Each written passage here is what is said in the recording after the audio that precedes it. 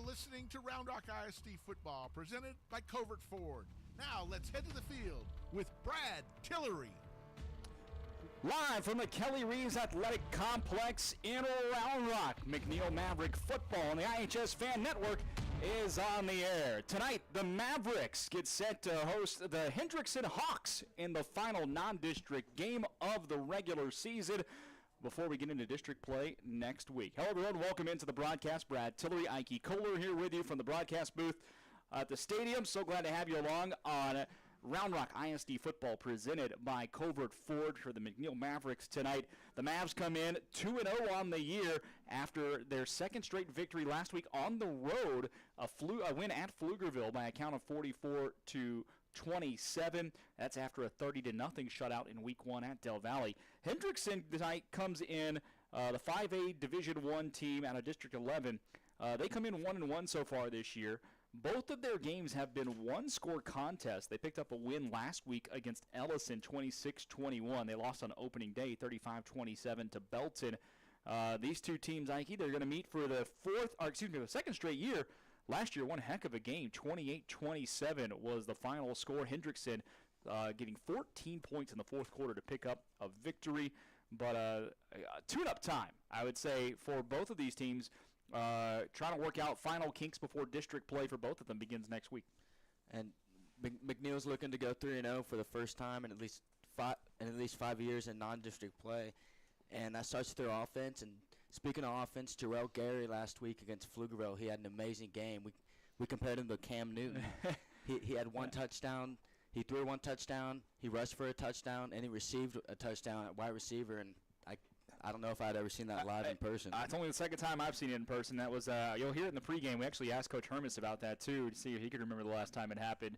But yeah, all that happened in the first half too with Gary, which was super impressive by him. The sophomore really standing out early on the offensive side of the football. Of course, Joshua Williams as well, another 100-yard game and another touchdown for him. The man who is being recruited heavily by the University of Oklahoma. Yeah, and the rushing attack for this offense has been great during the first two games. Overall, 188 yards against Pflugerville and 207 yards on the ground against Del Valle. And that's really where this offense starts. And I look for them to rely on the rushing game to open up the passing game for big targets like Zach Christie. We saw sophomore Zach Christie get targeted a lot against Pflugerville. He had 2 touchdowns. And look for him as well. Yeah, 2 of his 3 catches last week went for a touchdown. And you saw Jayden Soltz sling the ball around a little more last week, too. 7 for 11 through the air. But this team still very much working its way on the ground and kind of working into the offense as the season moves on here on the early going. Defensively, man, last week and really all season long so far in these first 2 weeks, it's been the Holland show. You called it in week 1. 43 combined tackles between the Holland brothers so far. The sophomore, in fact, leads the way for McNeil in Marshall Holland over his brother Bobby Holland. But, man, the linebackers, tell you what, they continue to do the work that they've been doing on the tackling game. And then you have it supplemented, rather, by Aiden Taylor in there. Excuse me, not Aiden Taylor, I apologize. Jarrett Black. The 3 linebackers have done the bulk of the work when it comes to getting men on the ground for McNeil so far this year. And they've done a fantastic job of stopping the running game against Del Valle. That we're hardly able to get anything on the ground. And today I'm looking for them to stop the explosive plays. When Pflugerville was effective last week, it was big, quick plays and quick scoring drives. But, yeah, the Hollands have been amazing this year. And, I expect them to keep contributing on defense. It's another hot one here in the Austin Metro. 104 degrees outside right now. It feels like it down on the field, too. When we were down there for pregame. We're going to step aside here for just a minute, let you hear from some of our great sponsors. When we come back, we'll have the pregame interview with Coach Scott Hermes as we count down to kickoff tonight, about 9 minutes and 30 seconds away for the McNeil Mavericks and the Hendrickson Hawks, the first home game of the year for McNeil, coming to you from the Kelly Reeves Athletic Complex, the Palace at Palmer, here in Round Rock. So glad to have you along for a little Thursday night football action. Back in just a minute. This is Round Rock ISD football presented by Covert Ford. I've always wanted an EV, but until I saw the sleek Ford Mach-E, I didn't know just how exhilarating it could be to drive one. The Mach-E is the perfect balance between power and utility. And with features like adaptive cruise control, in-dash entertainment screen, and lane monitoring, my daily commute to training is effortless. If you're looking to make the move to the Mach-E, visit Covert Ford in Austin, where you'll become part of the family. CovertFord.com. Bush's Chicken is a proud supporter of area schools, athletic programs, and booster clubs, with stores in Cedar Park, Round Rock, Georgetown, both North and South Austin, and our newest store serving Pflugerville and Hutto. Bush's serves the Texas standard in real hand-battered fried chicken and crispy tenders, tasty rolls, and that famous Bush's sweet tea. Bush's Chicken, proud supporter of area schools, athletic programs, and booster clubs. The Texas standard. Bush's Chicken. It's good, good, good. Longtime McNeil parent Brian Kerman is a realtor who works for RE/MAX Capital City. Brian is involved in helping Round Rock families buy, sell, invest, and lease properties in the greater Austin area. He has been doing so for over 24 years. As a thank you to the community, he will be honored to donate $1,000 to your favorite booster club or other 501c3 if you use him and you close on a property. We hope you will contact Brian for all of your real estate needs at 512-921-4490 or at briankerman@remax.net. If you're looking for a special medical spa to bring out the beauty that's in you, come visit us at Ginger Allure Med Spa. At Ginger Allure, we treat our staff and patients like family. We're here to embrace, enhance, and showcase your natural beauty with a full range of services such as injectables, laser treatments, permanent makeup, microblading, and more. We provide free consultations for all of our services to answer any of your questions. Visit us online at gingerallure.com or give us a call at 512-709-0161. Ginger Allure Med Spa, the classic approach to a new you. Welcome back in as we continue to count down to week number 3 tonight for the McNeil Mavericks as they get set to host the Hendrickson Hawks. And once again, we'll be joined by the head coach of the Mavericks, Coach Scott Hermes. Coach, welcome back in. Hey, thanks, man. All right, so a big win last week. Let's take you back to that game at Pflugerville. First time your team's had to face some adversity this year. Getting down early, coming back, still picking up a double-digit win. What were your thoughts after that contest? You know, I thought Pflugerville would come out really strong, and they did. Big kick return. And, first points to give up, down 7-0 to start the game.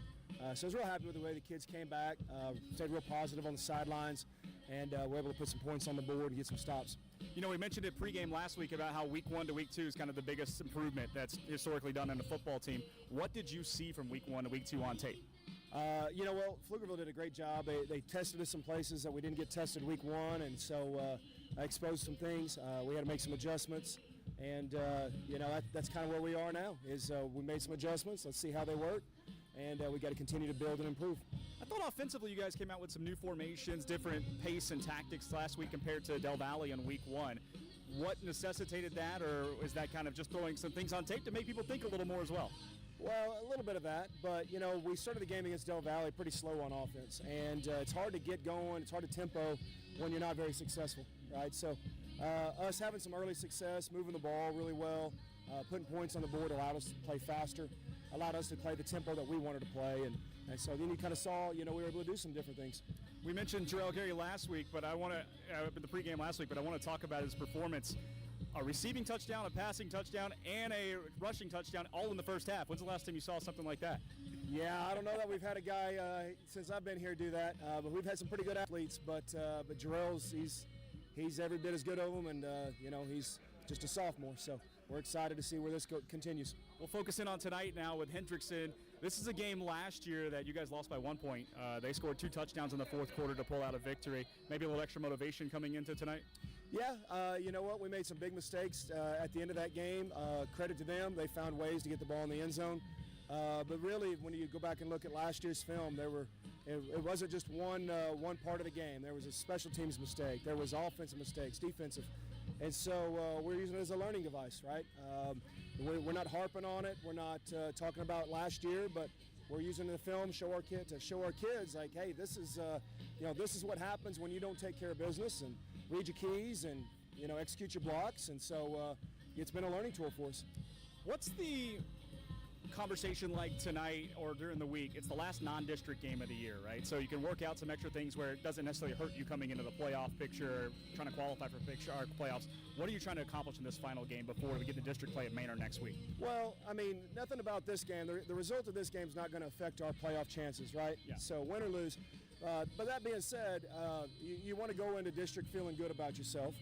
You'd like to go into district on a winning streak, right? We got a chance to go, 3-0 into our first district game next week. And so, hey, we talk all the time to our kids about this. Execute, the calls. Be physical, right?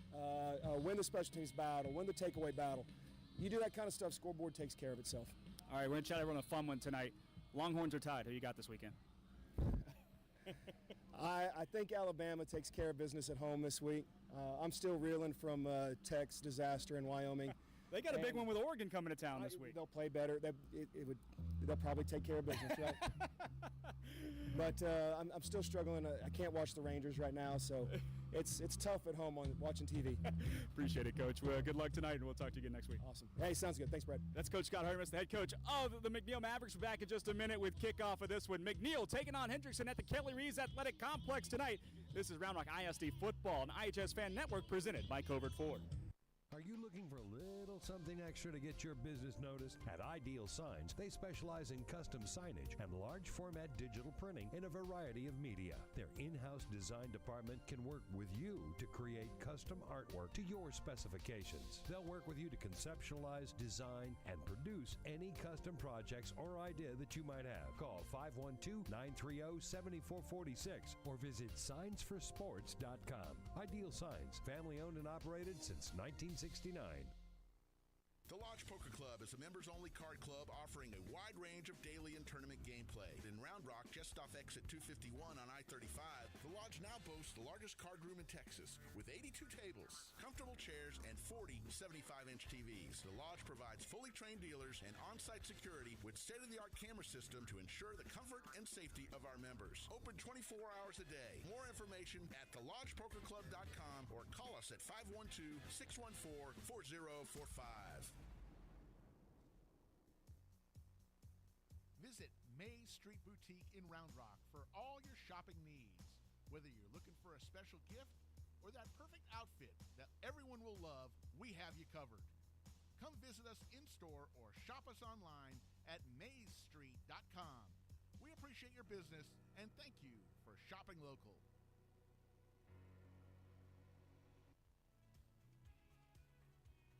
RJAC Pressure Washing, Epoxy and Stain. Veteran-owned and operated, serving Central Texas for the last 10 years. Residential and commercial services available here for all your decorative flooring needs. Call us at 512-593-8567. That's 512-593-8567. You are listening to the Horn Webcast Network, powered by iHSFAN. If you're interested in advertising on or privately supporting this webcast, please reach out to us on Twitter at iHSFAN. All audio rights of this webcast presentation belong to iHSFAN, and any intent to rebroadcast or retransmit must have express written consent from iHSFAN.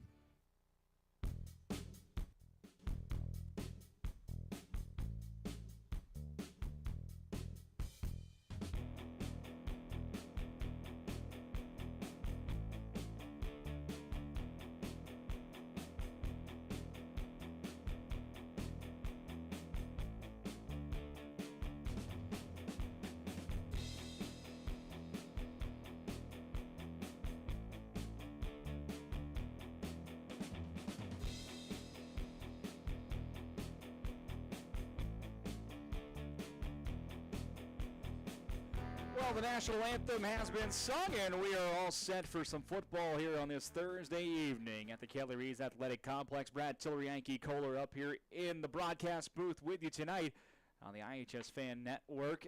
Brought to you by our friends at Covert Ford. Little Round Rock ISD football for you tonight. The McNeil Mavericks takes on the Hendrickson Hawks in a rematch of what was one heck of a football game last year, 28-27. 5A McNeil took down, 5A Hendrickson took down 6A McNeil at the field in Pflugerville. This is the return game. These two teams actually several years ago were district mates when McNeil was a 5A team before moving up. So I may have that right. It could have been that Hendrickson was a 6A and fell down. I always forget because they kind of floated a little bit. Hendrickson has a little bit up and down. I actually think Hendrickson came down now the more I think about it. But I digress. Hendrickson now in 5A as this will be their final tune-up of the season. They are in 5A Division I, District 11. That's, if you don't know the district, that's the same district with Cedar Park, Georgetown, and several other big, heavy hitters. So it's a tough district that they play in, and that they're geared up for. For McNeil, well, you know what they are. 6A District 25. We'll start district play next week. Ike, our first visit over to Manor, where the Manor Mustangs await the McNeil Mavericks. And I'm sure if you're Coach Scott Hermes, tonight it's all about tuning up for next week in district play. It absolutely is. And speaking of teams who have moved up from 5A to 6A, Manor used to be in 5A. And Coach Hermes mentioned in the pregame interview about winning the takeaway battle. And last week they had a few fumbles within the game. They recovered 2 of them, but he'll want to see the offense play a little bit more clean tonight. Yeah, certainly looking for a clean option or a cleaner performance from McNeil tonight. The Mavericks wearing the home blue jerseys for the first time this season with the blue pants, the white numerals, and the blue helmets with a little tinge of green coming off the sunlight. As for the Hendrickson Hawks, they go with the very dark blue helmets, the white shirts with the blue numerals, and the blue or black pants. I can't really tell. I think they have black pants actually from up here as we get set for kickoff. It's Bryce Wilson doing the duties. Half of his kickoffs this year have gone for touchbacks. Couple of men deep for Hendrickson.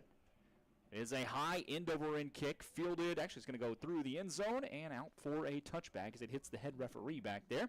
Trevor Morgan let it go, and we're all underway here in Round Rock.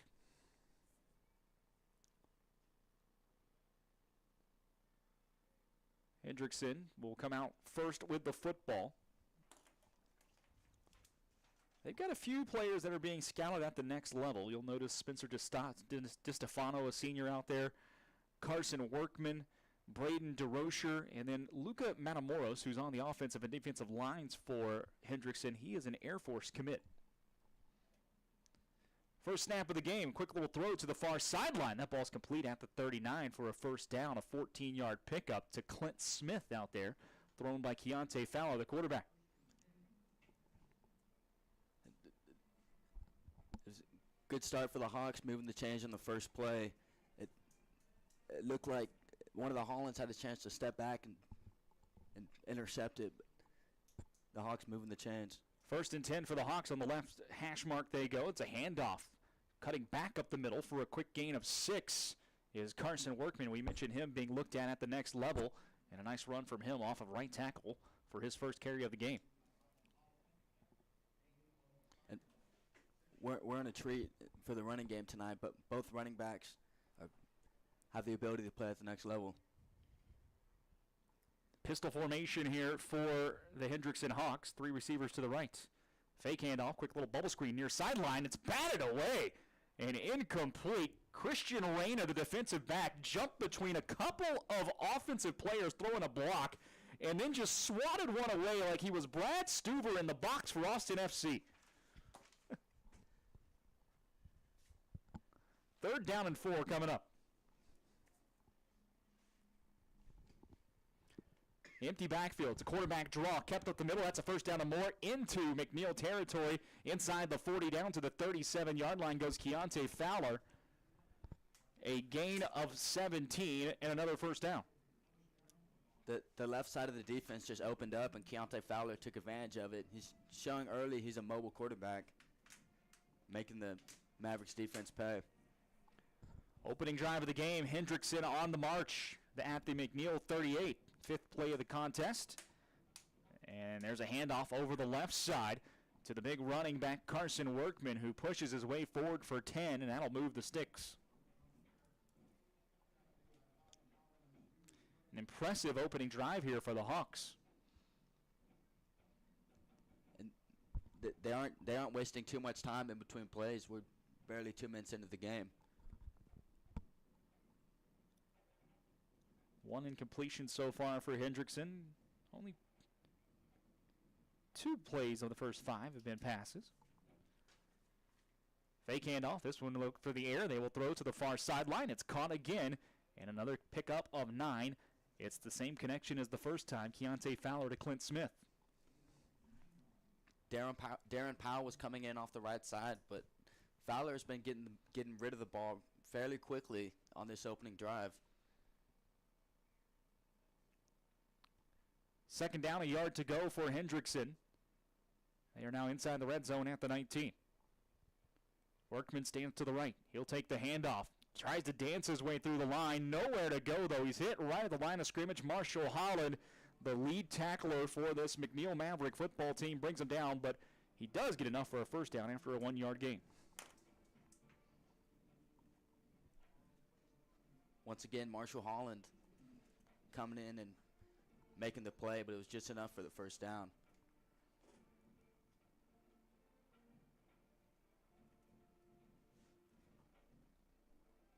First and 10, handoff, or excuse me, kept by the quarterback over the left side. Inside the 10-yard line, he goes down to the 9. Keontae Fowler on the keeper. It's second and a yard. Man, this Hendrickson offense, you got to kind of really pay attention because both Fowler and Workman can take off on you. And we've already seen that Fowler can throw it a little bit too. And on those read option plays, the Hendrickson guards are doing a good job of getting to the second level and picking up the linebackers. Here's the 9th play of the drive already. 5 receiver empty backfield set. Drops back to throw. Fowler scrambling out right. Gets out of one tackle. Now throws it up for grabs. And it is incomplete. Flag down in the backfield as well. Intended out here for Workman, the running back. Couple of McNeil Mavericks were there to help break up the play. Well, we'll see what the laundry's about.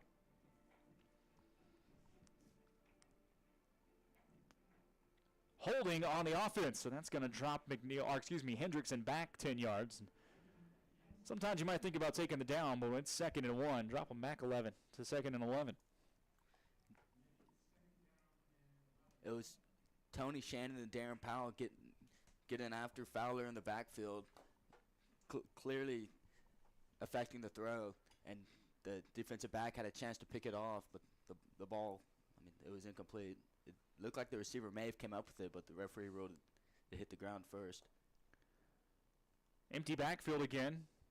Now they'll put Workman into the pistol. 2nd and 11. Workman now to the left of the running back. Ball's on the ground on the snap. Just picking it up and trying to make something out of nothing is Keontae Fowler. Nowhere to go. The Hollands are there to make the tackle along with Jarrett Black. And here comes 3rd and long. Busted play helps out the Mavericks now. Hendrickson needs the 8-yard line for a fresh set of downs.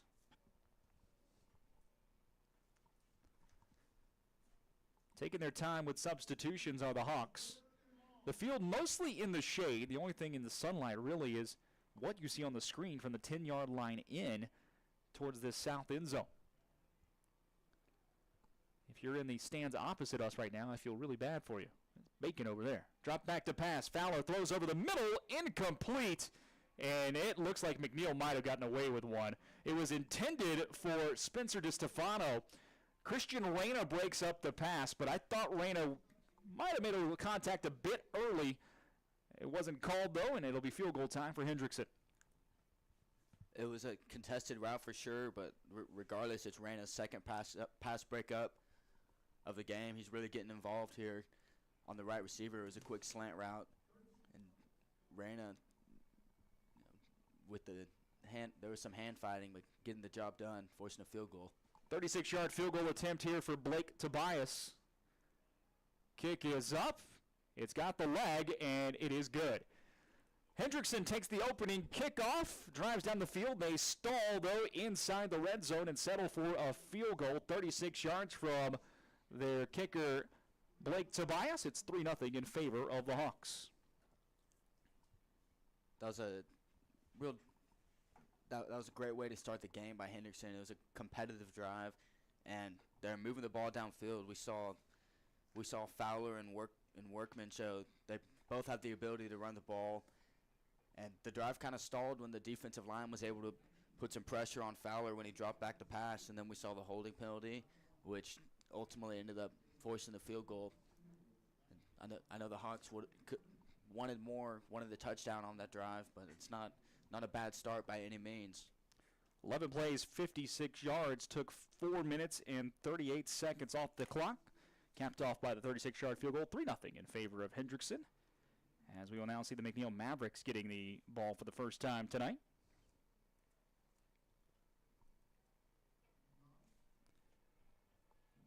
Kicking off. Different man doing the duties for kickoffs here for Hendrickson. Looks like Divian DeCock, the sophomore. Little pooch kick towards the far sideline. Ball is fielded around the 30 by Zach Christie, the wide receiver. Spun down at the 35, 36-yard line, and that's where Hendrickson will take over for the first time.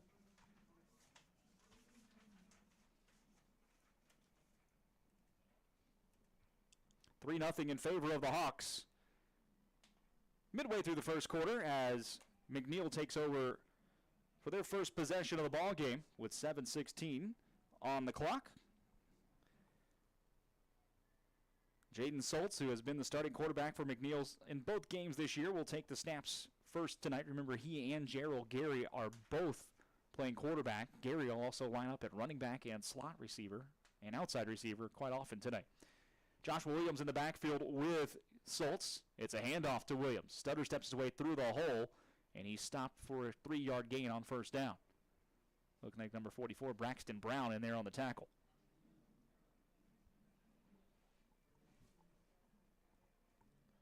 They'll officially mark it as a 2-yard pickup to the 38. Second down, 8 to go. Soltz calls for it. Hands it off around the right end to Williams. Stiff arms one man. Now lowers his shoulder. He's pushed out of bounds at the 40. It'll be 3rd and 6 or 7 here for McNeil after a couple of handoffs to their running back, just picking up short gains so far. It was number 44, Braxton Brown, for the Hawks, pushing him out of bounds. So far, seen a similar start to the Del Valley game, running the ball.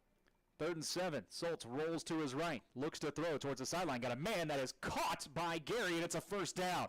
Able to toe tap his way and reaching out to make that grab inside Hendrickson territory at the 49. What a catch. You saw he went full extension on the catch, getting both feet in bounds, and it was a great route, too. The cornerback was pressing him the whole way. Gain of 12 on the play. 1st and 10 now for the Mavs as they are in Hendrickson territory for the first time. Rolling left, Soltz to throw. Flings one out to Christie on the near sideline, and he is swallowed up quickly. Stepping up to make the play, Spencer DeStefano playing both ways tonight. Makes the tackle. It'll be 2nd down. And that play was going Christie the whole way. You saw Soltz whirl out left. He had 2 touchdowns last game against Pflugerville. 2 receivers up top, one on the near side. Tight end in the ball game as well. They'll pull a tight end to block for the running back Williams, and he's just getting maybe back to the line of scrimmage. No more. Tough sledding here in the early going for McNeil and their star running back Joshua Williams. So far, McNeil looks like to have executed the game plan for Williams. They've almost been stacking the box with their linebackers. 3rd down and 9 to go now for the Mavs.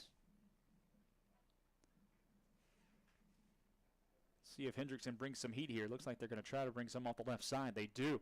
It's picked up. Soltz throws over the middle. Got a man wide open. That ball's caught. It's a 1st down and more. Still on his feet. Bo Baker, and he's inside the 30 to the 28. 2 3rd down and long conversions for Soltz and this McNeil offense on this opening drive of the game for them. A 20-yard pickup there. The corner brought the heat for Hendrickson coming off the right edge. 3 receivers left. Handoff to Williams. Plenty of room on the left side. Untouched until he gets to the 20. Falls forward. That's going to be a 1st down after a gain of 10. His best run so far tonight.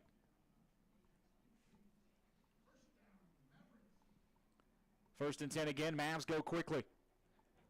Soltz calls for it. It's a high snap over his head. He just falls on it, and it's back at the 31. A huge loss for the Mavericks as they drop 13 yards there on the bad snap.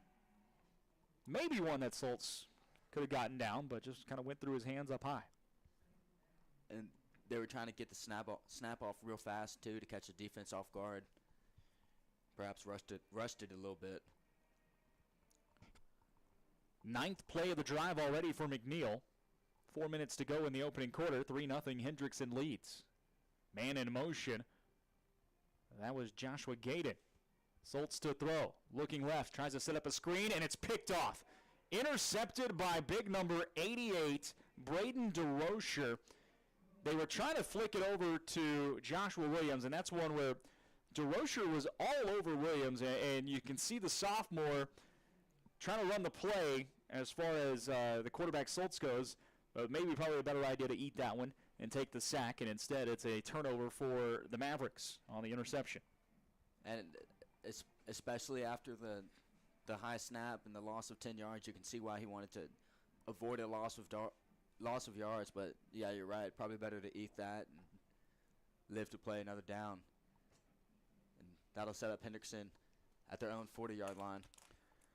3:41 to go here in the opening quarter. Hendrickson up 3-0, and a handoff up the middle and over the left side, and a pickup of 6 or 7 for the running back Carson Workman. I've been impressed by Workman so far. He's a downhill runner.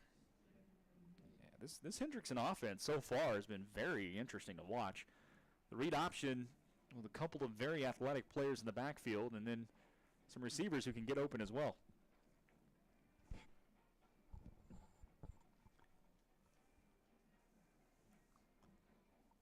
Bunched receivers tight in the formation on the left side. It's a quarterback sweep the whole way. Keontae Fowler keeps it. He's into McNeil territory at the 49-yard line. That's enough for a first down. 5 yards on the pickup. Hendrickson moving the chains once again. Already their fourth first down conversion, or third down. All right, let me try this again. Their fourth fresh set of downs in this contest.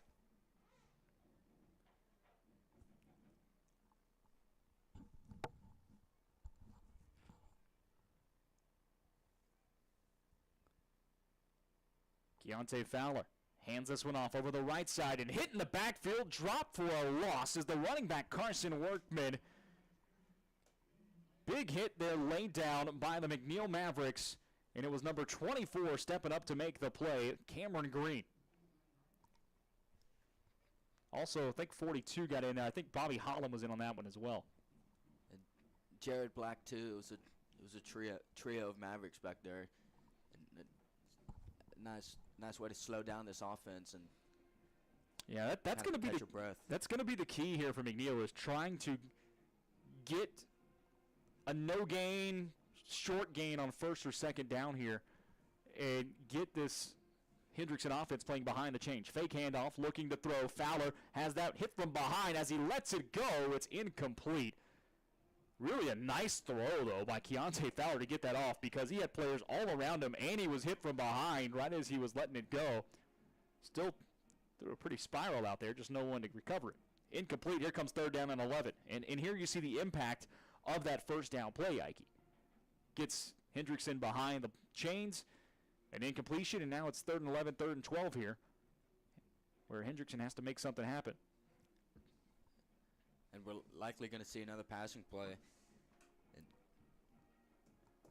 Third down and 12 for the Hawks. And that'll be movement, make it a little bit longer. The right tackle came out of his stance early. Elijah Ford will be whistled for that one. So what was 3rd and 12 becomes 3rd and 17 for Hendrickson. And on that last play, Fowler, props to him. He held the ball as long as he could.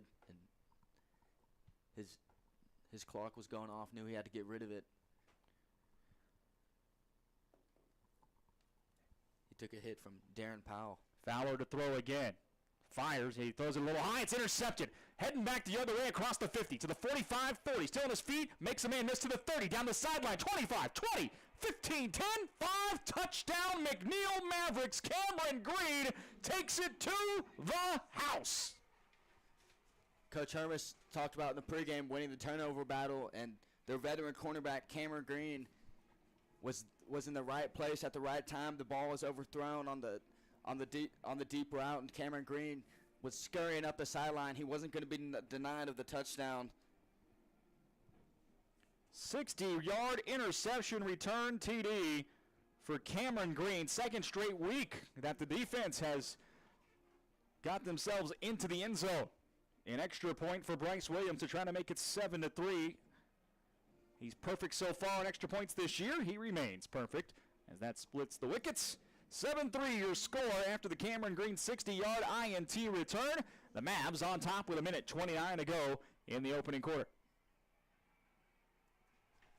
And you can tell on the sideline and in the stands there's a whole lot more energy in it. The student section has picked up, and the momentum was trending towards Hendrickson's way, and then once again the Hendrickson drive stalled out with the false start, and then an errant throw, and Cameron Green took advantage of it, and that's McNeil's second interception on the season. Second interception in as many weeks for this McNeil defense. They had a fumble return touchdown last week. This week an interception return takes it to the house the other way. And now we'll see if the defense, they've got to go right back out there and play some more D, but a little extra energy and pep in your step when you get to score yourself. The senior defensive back, Cameron Green, comes up with one there. Bryce Wilson will kick it away one more time. He is now 8 of 15 this year on kickoffs, going through the end zone for a touchback. And as a coach from a high school kicker, that's pretty amazing. I've seen a lot of high school football. It's a very impressive weapon to have. A low end over end kick rather, fielded around the goal line. That's going to be brought out by Michael Anderson up the middle. Tries to break one tackle. He can't get out of the grasp as he's taken down at the 22-yard line. Javion Vick, backup linebacker out there making the tackle. Flag comes in behind the play as well.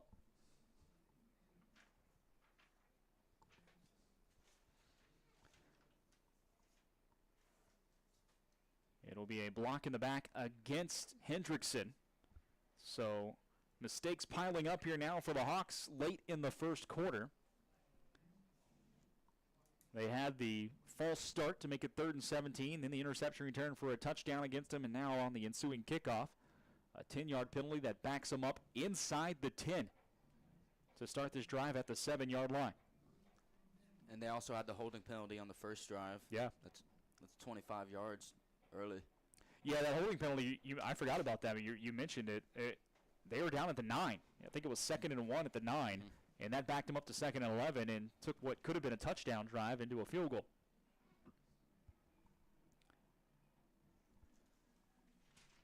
Opening play of the drive here for Hendrickson, their 3rd possession of the game. Back to that pistol formation with Workman behind his quarterback. A fake handoff, quick throw on the slant inside. It's caught at the 15, no more.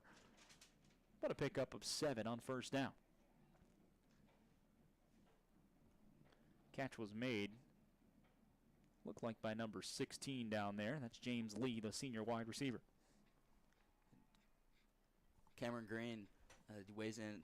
He's 6'4", 190, and he did have an interception last year. Here he is again with a pick 6. Yeah, a 6'4" cornerback is a luxury. You know, you see cornerbacks especially now getting taller and longer than they used to be, but that's wide receiver size. 2nd and 2, flag down in the backfield, in the defensive backfield. False start called, and that'll drop McNeil back 5 more yards. Already the 3rd penalty of the game against them. So the second false start.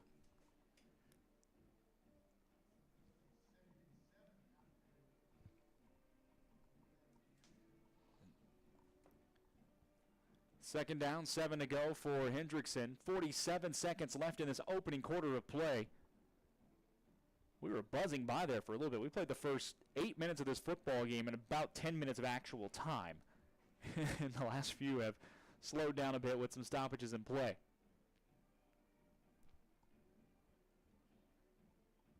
Stacked receivers on each side.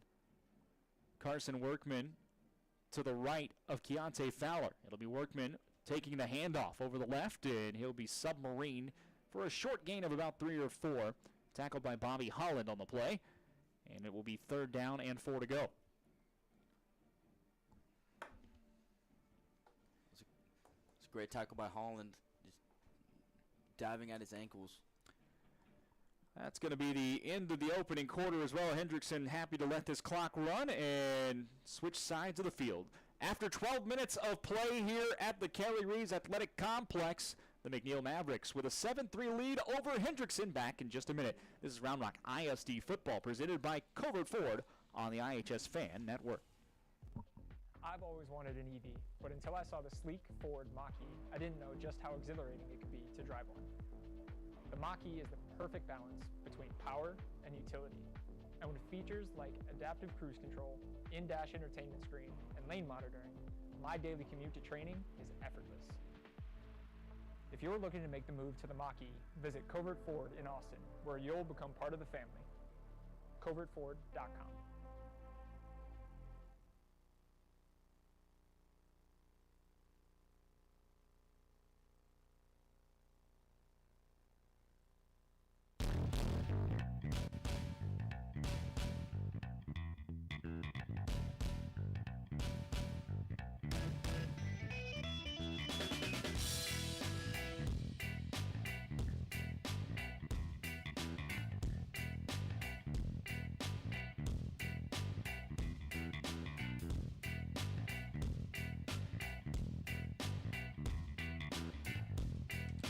Back here for quarter number 2 at the Kelly Reeves Athletic Complex in Round Rock, where the McNeil Mavericks lead the Hendrickson Hawks by a count of 7-3. Brad Tillery, Ike Kohler here with you from the broadcast booth high above the stadium tonight.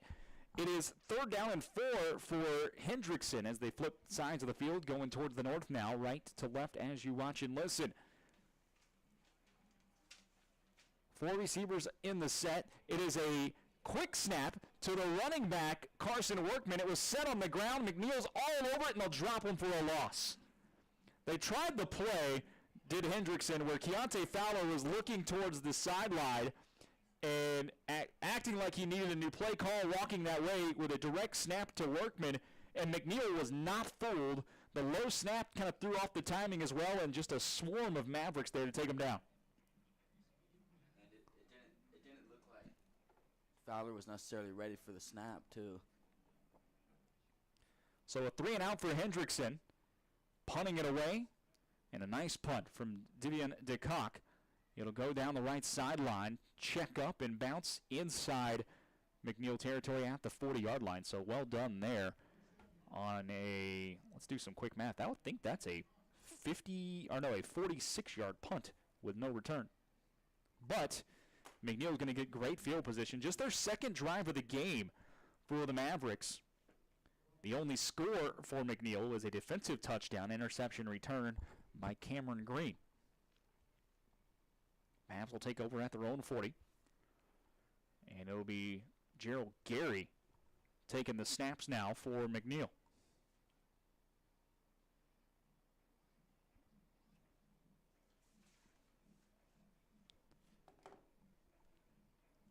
Gary with Joshua Williams next to him at running back.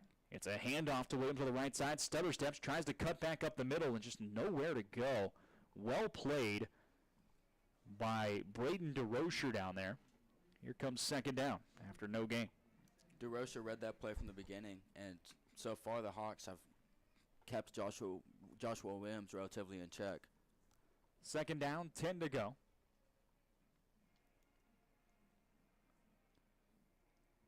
Gary drops straight back.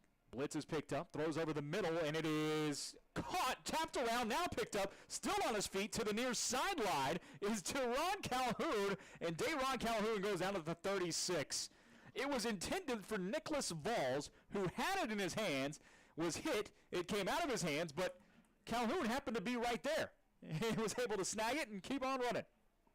1st down, McNeil. That ball had to be fit in a tight window, and props to Valls for getting his hands on it.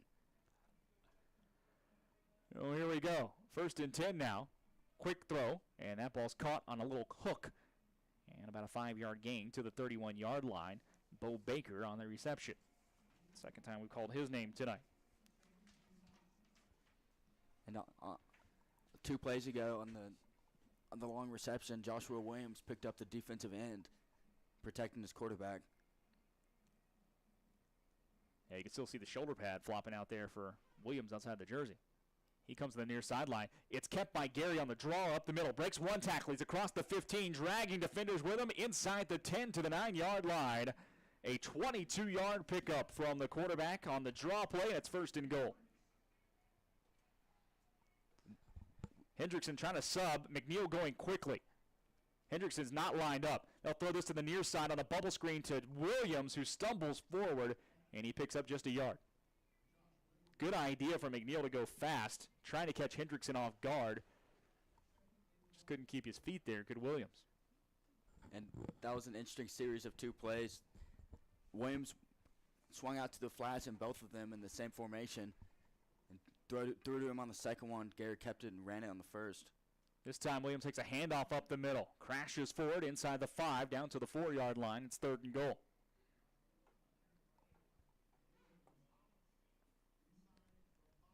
Seven to 3, the Mavericks with the lead, looking to tack on to it with 9 minutes to go left in the second quarter of play, actually 9-10, and timeout is called for an injury on the field.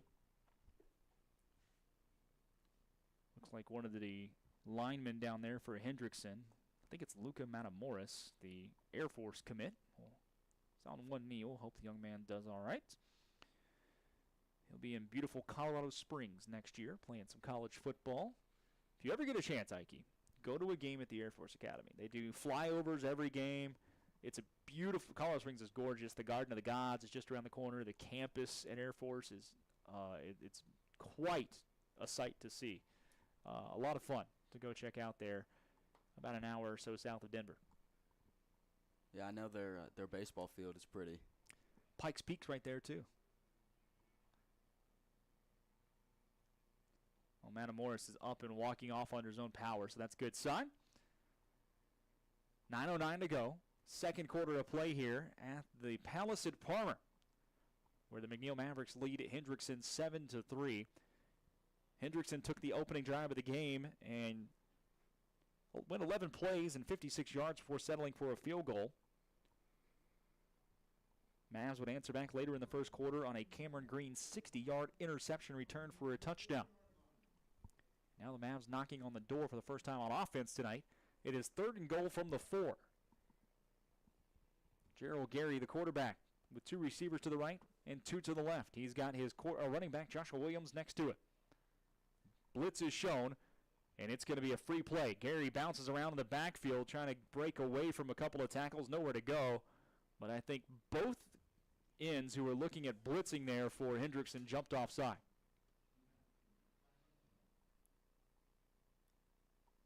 And that's the first time McNeil has come out with the hard count tonight. And the defensive end's clearly not expecting it. And that'll be half the distance to the goal. Be curious to see from the 2-yard line if McNeil gets back under center like they've done a little bit in the first. They did a lot in week 1 and a little last week to get the run game going here. But instead, they'll stay in the shotgun spread. Gary looks to the sideline, now has what he wants. Calls for it. It's a handoff to Williams. Straight up the middle he goes, and there's absolutely nowhere to go. Swallowed up by 3 or 4. Hendrickson Hawks. Chad Jordan in there on the tackle along with Diego Gonzalez, and it's decision time now for Coach Scott Hermes. 4th and goal from the 2, and they're going to go for it. And you're right, there was absolutely nowhere to go for Williams up the middle, and it looks like Solt. Yeah. Is that Soltz in the game? Jaden Soltz has checked in. Gary has stayed in at running back. He's in a 3-point stance at running back in a very, very physical formation. Soltz hands it off right up the middle. In he goes. Gerald Gary with a touchdown run. And McNeil extends the lead here in the second quarter of play. Joe Gary's a fierce runner, and I like the call putting Soltz in the game. Just mano-a-mano football, handing the ball to Gary, letting the offensive line block, and getting your Mavericks up 2 scores on the board. And all of a sudden, in a swing of about 5 or 6 minutes game time, the Mavericks have flipped the scoreboard from going down 3-0 to here with a chance to go up 14-3. The extra point is up and good, and with Gerald Gary's second rushing touchdown of the season, the McNeil Mavericks extend the lead 14-3. Your score with 8:08 to go in the second quarter of play. And Gerald Gary put some life into the offense, and what set up the sequence at the goal line was, first it was the passing play when they targeted, I think it was Baker who ended up with it. Gary threw it in the double coverage, and the receiver it kind of was batted up in the air for a little bit, and he was able to come up for it. And then Gary, moments after, it was a 20-yard run near the goal line. Yeah. And the guts to go for it on 4th and 2. After the first game, Coach Hermes mentioned how they were tired of settling for field goals. They wanted their offense to punch it in because touchdowns are what wins ball games. Well, touchdown wins ball games, and McNeil puts one in the end zone there to cap off an 8-play, 60-yard drive that took 3 minutes and 4 seconds off the clock. Gary with his second rushing touchdown of the season. And it's Bryce Wilson to kick it away one more time for McNeil. The run up in the boot. High end-over-end kick. That'll go through the end zone, and another touchback. Two of his three kickoffs tonight have been touchbacks. All of them have reached the end zone. One was returned out. It didn't go very far. Hendrickson will take over from their own 25 to start this drive. Halftime, folks, we'll run you down a quick scoreboard. There's Thursday night, so not too many games to talk about this evening. And then let you watch the bands out there. Unfortunately, again, we don't have a crowd mic up here because of the way the press box is set up, but we'll let you at least see their performances. Hopefully the show will let you hear them at some point. Quick throw down the right sideline, in and out of the breadbasket of Romello Boykin. Keontae Fowler dropped one perfectly into Boykin's number, hit him right in the center of the number 3. Couldn't hang on at the 50. It's second down. That was a perfect throw. He had the defensive back beat by a step, and McNeil catches a break there. That's the first time we've seen them throw it deep down the sideline. Second and 10 now. Stacked receivers on each side. Handoff up the middle, nowhere to go this time for Carson Workman. Number 40, Tony Shannon, stepping in to make the tackle, and it's third down and 8.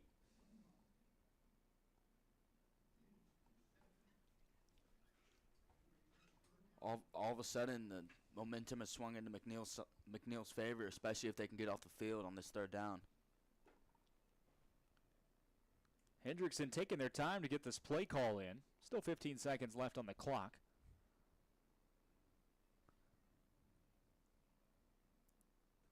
Four wide receivers in the set. Quick throw. Fowler to throw it to the right sideline. It is incomplete. Flag comes down, and that's going to be pass interference. Maybe a hold out there. It was intended for Boykin, but he was wrapped up well ahead of the football. I believe it was number 34, Caden Patty, making the... was it Patty or was it Keegan McBride? I think it was Keegan McBride, actually, on the infraction. It looked like it was McBride. That'd be McNeil's first penalty of the night, and it was right in front of the referee, so of course he's going to call it. I couldn't tell if the ball was catchable or not. Oh, it's a hold, so the catchable doesn't matter. They called holding, so catchable is out of the window at that point. 10-yard penalty goes against the Mavericks. It's an automatic first down for Hendrickson. Little heat coming this time. Quick throw to the far sideline. A big hit laid down after the quick catch. Keegan McBride putting the wood to Spencer DeStefano, but Stefano hangs on for about 6.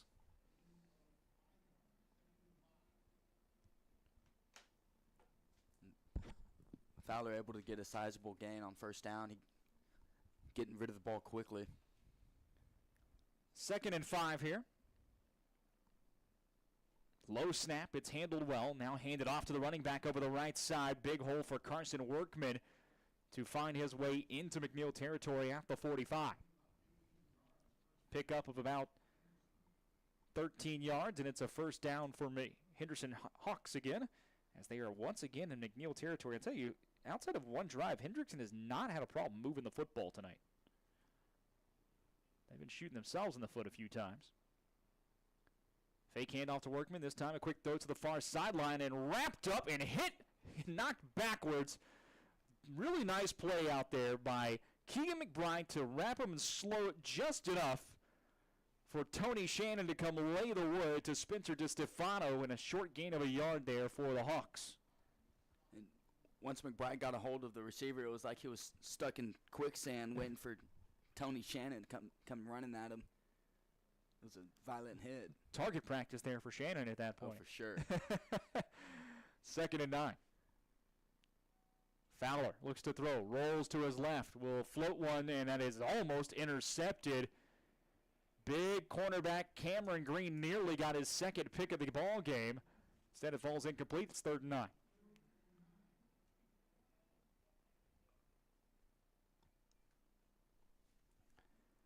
Well, this has been the problem for the Hawks all night long. They keep finding themselves in these 3rd and long situations. They'll get the ball moving, and really they have moved the ball well, especially between the 20s at times tonight, before stalling out. 7th play of the drive here on 3rd down and 9. And the whistle blows just before the snap. Looks like we got a timeout called on the field. Can't tell who called it. It'll actually be the Hendrickson Hawks making the call for the timeout. 3rd down and 9 with the timeout call. That is their first one used this half. 14-3. The Mavericks leading the Hawks and Ike so far in this first quarter and a half of football. Took a little time for McNeil to settle into this game, but now that they have, they seem to have pretty firm control of it as of right now, even though the Hawks driving a little bit on this possession. You're right, and when McNeil, when their defense has been playing well, they've been limiting gains on 1st down, and they've got Hendrickson in these 3rd and long situations.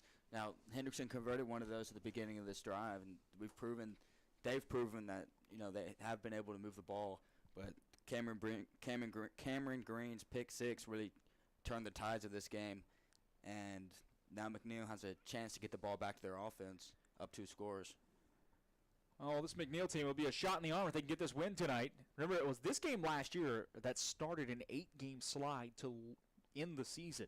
It was a 28-27 loss to Hendrickson, so a chance to kind of rewrite the script as we get to district play next week. First of all, 3rd and 9 here for the Hawks. Snap back to Fowler, looking to run on the draw play, dancing around in the backfield, nowhere to go. He's dropped at the line of scrimmage, maybe even lost one, as Tony Shannon picks up another tackle. Flags come in behind the play. It'll be a hold that will be declined, and so it's 4th and 10. Tony Shannon's all over the field tonight for the Mavericks. And we've talked a lot about the Holland brothers so far this season, but how about Tony Shannon? Yeah. He's having a great first half, controlling the edge. 4th and 10, and Hendrickson will punt for the 2nd time. Divian DeCock. Really nice punt his first time of 46 yards. We'll try to pin McNeil deep. Rolls to his right, boots it. Little knuckler that will go out of bounds, no return. And it will pin McNeil inside the 20 at the 15-yard line. One of those that maybe not the longest punt in the world, but your coaching staff's not going to be too angry with you. That's no return, and it sets up a long field for the Mavericks as they take over. Just the 3rd possession of the game for McNeil. The last time they had the football, they drove it 60 yards for a score.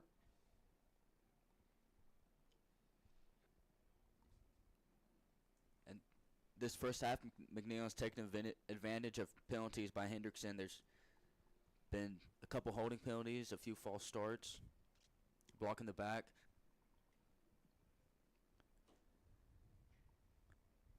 First and 10 for the Mavs. Handoff to Williams. Big hole as he bounces it over the right side. And he picks up about 8 yards on 1st down there. Joshua Williams with a hole that you could drive a Mack truck through. And they'll go fast to the Mavericks with Soltz back in at quarterback. Defense jumps. Free play. Soltz throws one down the left side, and it's incomplete. Fighting for position out there was Zach Christie, but this should be a free play and a first down for McNeil. Looked like the nose tackle jumped off guard, or offside, excuse me. Surprised he didn't blow it dead, because I thought he jumped offside and made contact with the center. It is an offside. It is a first down, so the Mavs get a new set. I can tell you what, that's a good heads-up play by a sophomore quarterback to throw one out there knowing you kind of had a free 5 to work with. He's showing great football IQ. First and 10, Williams takes the handoff, shakes off one tackler across the 30, and down to the 32-yard line for a 4-yard pickup on a first down. And that's the Joshua Williams. He struggling to get going in the first drive or so, but now starting to pick it back up. And we saw last week Williams could break up a long run of over 20 yards at any time. 2nd and 6. Soltz calls for it, drops straight back. Nice pocket to work with, throws to the near sideline. That's caught by Gary at the 40.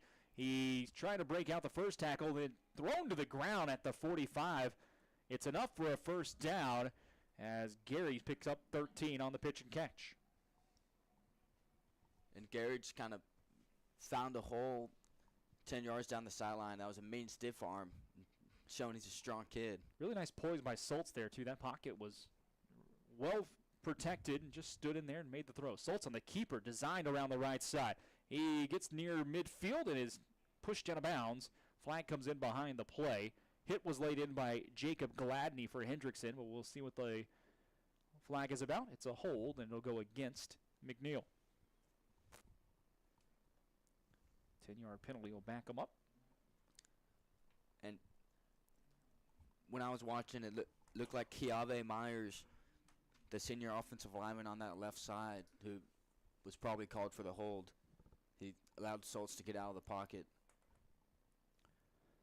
Dusk here in the Central Texas area. Good news, folks. We're finally under 100 degrees tonight. First and 20 here. Soltz to throw. Blitz coming from the left side. He throws it, and it is picked off by the linebacker, number 44, Braxton Brown. He's still on his feet going the other way inside the 10. Taken down from behind inside the 5, but not before he gets to the 3-yard line. Braxton Brown on the INT return. Second interception thrown tonight by Soltz.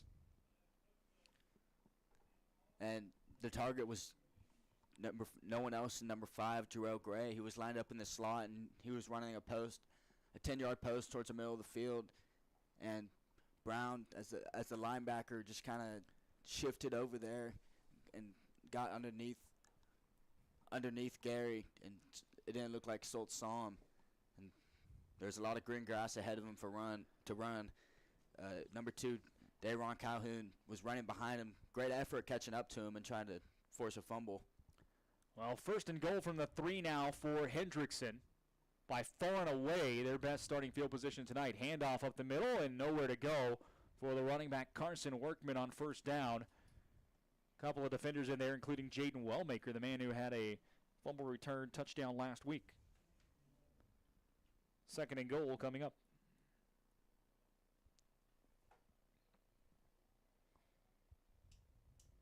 See how this McNeil defense responds after the interception.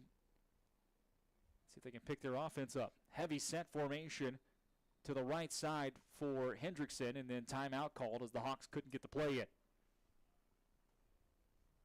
Oh, actually, this one goes McNeil calling the timeout. So each team has used one so far here in the opening half of play. 3:08 to go before we take a break here in just a bit. 14-3. The Mavericks with the lead over Hendrickson at the Kelly Reeves Athletic Complex. A win tonight. The Mavs move to 3-0. Hendrickson comes in with a 1-1 record. Both teams begin district play next week. I forget who Hendrickson's playing next week. I know McNeil, we're at Manor on Friday night. See if we can pull up the old schedule here. The Mavs open at home at the Field. They'll take on Glenn next week. Actually, 2 weeks from now. They get a bye week next week. I forgot that district quite often does that. They'll play their non-district games, take a week off, and then do all their district games in a row over 7 straight weeks. If I'm remembering right, their district's kind of spread out. They have College Station in there, Georgetown. Yeah, it is. Like Georgetown's in there, College Station, Cedar Park, Leander. Both teams from Georgetown in there. First of all, they pitch to the right side. And short of the goal line again, Carson Workman has stood up at the 1. The McNeil defense doing everything they can to keep this Hendrickson attack out of the end zone. 3rd down and goal.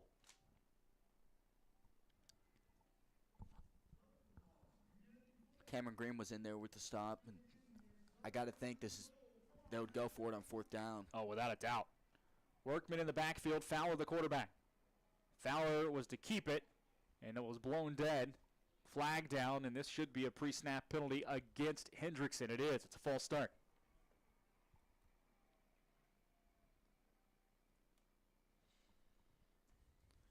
Big penalty to go against Hendrickson there. It is 3rd and goal now from the 6, and it may not be 4-down territory anymore. And that's their 4th false start of the game. It's making things tougher on them offensively. 3rd down and goal from the 6 as the Undertaker's theme music plays over the PA system. You know he lives here locally.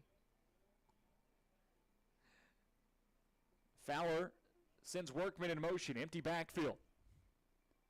Fowler drops back, looks to throw, now scrambles out to his left. He's got room. He will make it into the end zone. Touchdown, Hendrickson Hawks, as the quarterback, Keontae Fowler, scrambles for 6, but it's coming back. A flag down in the backfield will bring this one back. I think he got called for a hold. Wipe the 6 points off the board. This was 3rd and goal from the 1. It is now 3rd and goal from the 16 after back-to-back penalties against Hendrickson. And this Hawks team tonight just cannot get out of their own way.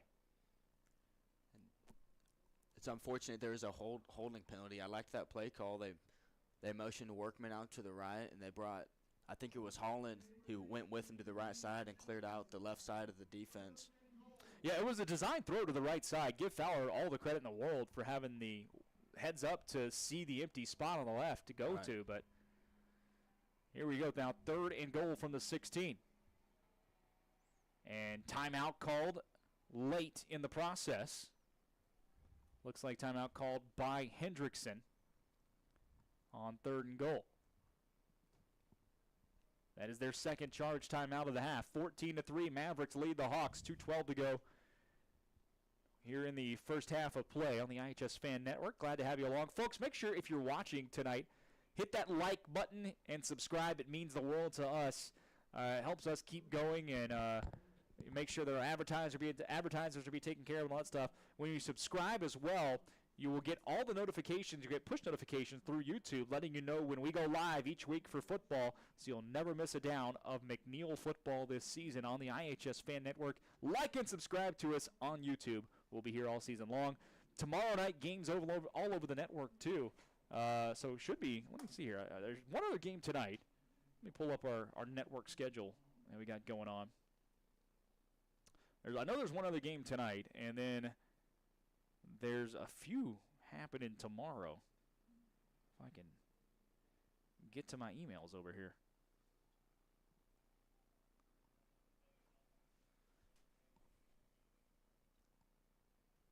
I'm blaming this on you that I can't find this right now. I'll have it pulled up next time.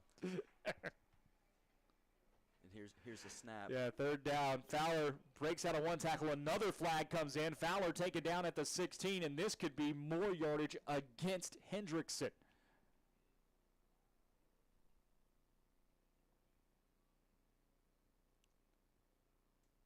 We shall see. Discussion from the officials. Holding against the defense, and that's going to bail Hendrickson out.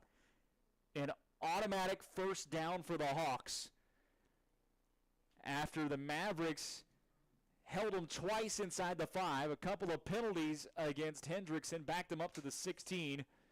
But the hold against McNeil makes it a first down. That was an injured player down there as well. That's officially marked the ball down at the 8. So the Mavs get a reprieve, but first hopefully the young man is okay. While we check on him, we will tell you what's going on around the network tomorrow because I finally got it here pulled up. Let's see here. Tonight, Round Rock and Cedar Park also are on the network. They're playing just around the corner here at Gupton Stadium. You can actually, if you here in the press box, if you turn around and you look out the window, you can see Gupton Stadium from here pretty easily. I think it's maybe a mile away. As the crow flies, it might even be a little less. That game happening just around the corner tonight. Also on the network this weekend, looking at tomorrow, Westwood taking on Bastrop tomorrow down in Bastrop. You can catch that on iHSFAN Network. Stony Point will take on Pflugerville right here at the Kelly Reeves Athletic Complex. And then Cedar Ridge takes on Harker Heights tomorrow night. They're playing over at Dragon Stadium. So all kinds of action to catch if you just like and subscribe to that iHSFAN network. And if you're looking for a score on the Cedar Park Round Rock game, Cedar Park leads 7-0 about mid-first quarter. Round Rock's 0-2 to start the year this year. A little surprising and eyebrow-raising, but we've been told Round Rock might take a step back this year, and we could be seeing that here in the early going. Well, it's going to be first and goal again for Hendrickson, this time from the 8. A drive that started at the 3-yard line.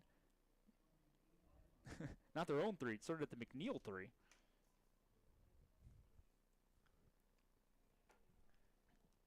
And there's now been 3 straight penalties. Yeah. It was on third down. There was a false start by Hendrickson, a holding, and then now a holding on McNeil to bail out the Hawks. First and goal here. Fowler from the 8. Hands it off over the right side to his running back, Workman, who runs up to the back of one of his blockers, picks up maybe a yard or 2. Second down coming up with 1:45 left in the first half.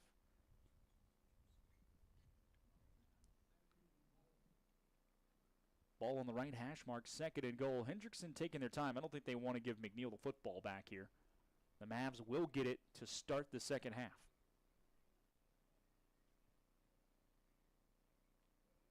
Fowler with another handoff to Workman. Plenty of room up the middle. This time he's in for the touchdown as the Hawks finally punch one in after starting this drive inside the Maverick 3. It took them 5 plays, a couple others that technically didn't count, but they finally put one into the end zone on the 7-yard touchdown run from Carson Workman. And when Workman hit the hole, he cut up field, went to the left a little bit, and made it into the end zone fairly easily. It was a great run, but, yeah, it felt like an eternity with all those penalties. Yeah, that drive took actually 2 minutes and 20 seconds for a drive that started, a drive that took 3 yards as the extra point is up and good. And your new score with 1:21 to go in the opening half. McNeil's lead's cut to 14-10. And the Mavericks certainly put up a fight there. Just imagine if they didn't have that holding penalty to give the Hawks a fresh set of downs. 5 plays, 3 yards, and it takes 2 minutes and 20 seconds off the clock. That's about as interesting as a drive line as you will see. One of those you'd have to see it to believe it kind of drives. Yeah, for sure. 14-10 now. McNeil with enough time if they want to try to get some points here before the end of the half. We know that Bryce Wilson has got a cannon of a leg. We've seen him be good from 40, 45 this year already, I think is his long. And we know he's got the leg to be there from 50 based on what we've seen so far. So certainly points are a thought process here. Another short kickoff that's fielded by the up back Zach Christie, who gets out to about the 37-yard line. So pretty good field position for the Mavs to work with. And 1:16 on the clock. and that's the second time Christie's received the ball.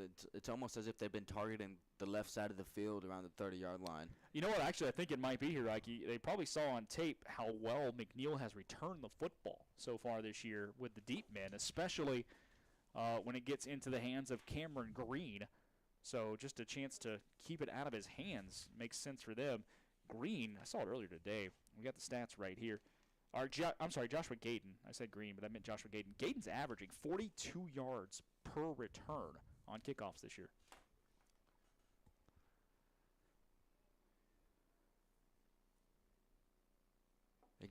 Gayden's a player who I've heard had a very productive offseason, and he's making an impact each play he's in the game. Well, a late substitution. The referees made one of the Hendrickson players leave the field, so late substitution here. I'll bring on Isaiah Escalante to play at the nose tackle. 1st and 10. Hand off to Williams over the left side, trying to stretch it, and nowhere to go. Well played. I said that was Escalante. I looked at the wrong roster. Excuse me. That was Matamoros who came in, but that was well played out there on the edge by Carnell Spicer, the sophomore. 2nd down, and McNeil now with a decision to make. Do they want to go fast? Do they need to get a first down before they decide to maybe put the pedal to it? They do have 2 timeouts to work with, but you certainly don't want to give Hendrickson the football back either. Gary continues to look to the sideline. 14 seconds to go on the play clock. 40 seconds left on the game clock. 14-10, McNeil leads. Gary takes a high snap, hands it off to Williams in the backfield. He is taken down for a loss of about 3. And this might do it for the half unless Hendrickson decides to take a timeout here. Feels like a possession where McNeil says if we can break one, then we'll put the pedal down. If not, let's just go to the locker room and get the ball back, and that's going to be what it is. McNeil will let this clock run down, and we are through one half of football at the Kelly Reeves Athletic Complex. After 24 minutes of play, McNeil 14, Hendrickson 10. As expected, we've got a good one here tonight between these two schools. Back in just a minute with halftime show here on the iHSFAN Network, presented by Covert Ford. I've always wanted an EV, but until I saw the sleek Ford Mach-E, I didn't know just how exhilarating it could be to drive one.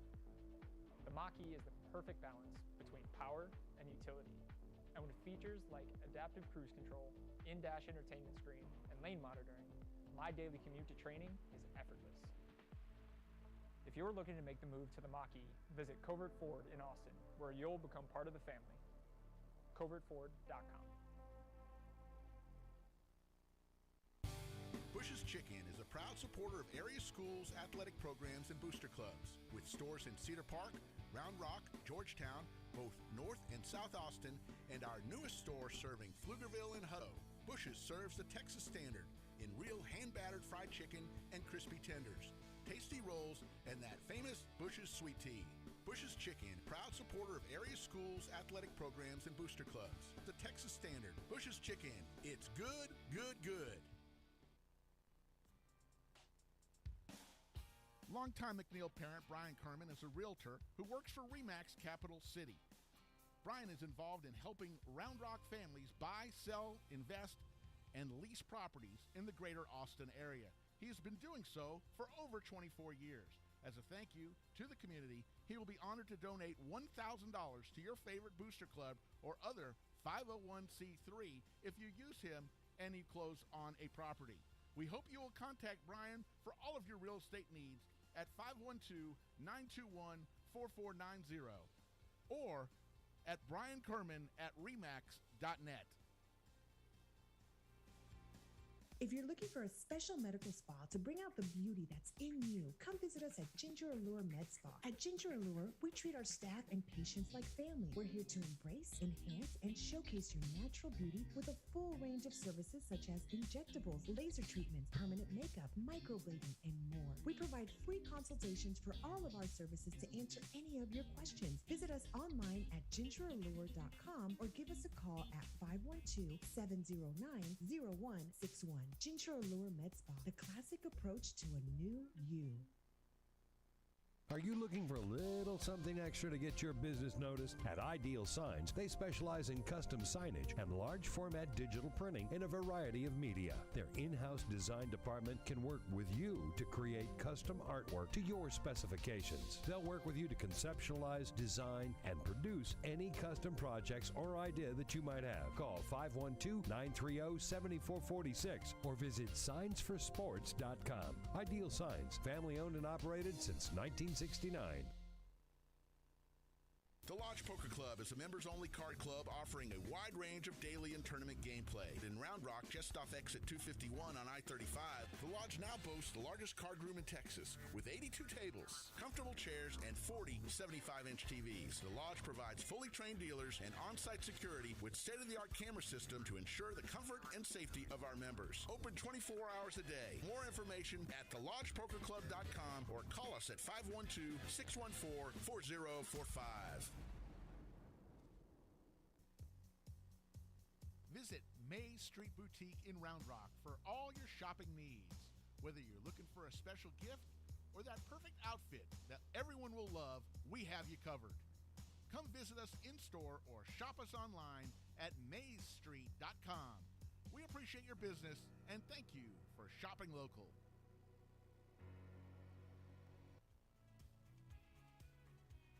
RJAC Pressure Washing, Epoxy and Stain. Veteran-owned and operated, serving Central Texas for the last 10 years. Residential and commercial services available here for all your decorative flooring needs. Call us at 512-593-8567. That's 512-593-8567. You are listening to the Horn Webcast Network, powered by iHSFAN. If you're interested in advertising on or privately supporting this webcast, please reach out to us on Twitter at iHSFAN. All audio rights of this webcast presentation belong to iHSFAN, and any intent to rebroadcast or retransmit must have express written consent from iHSFAN.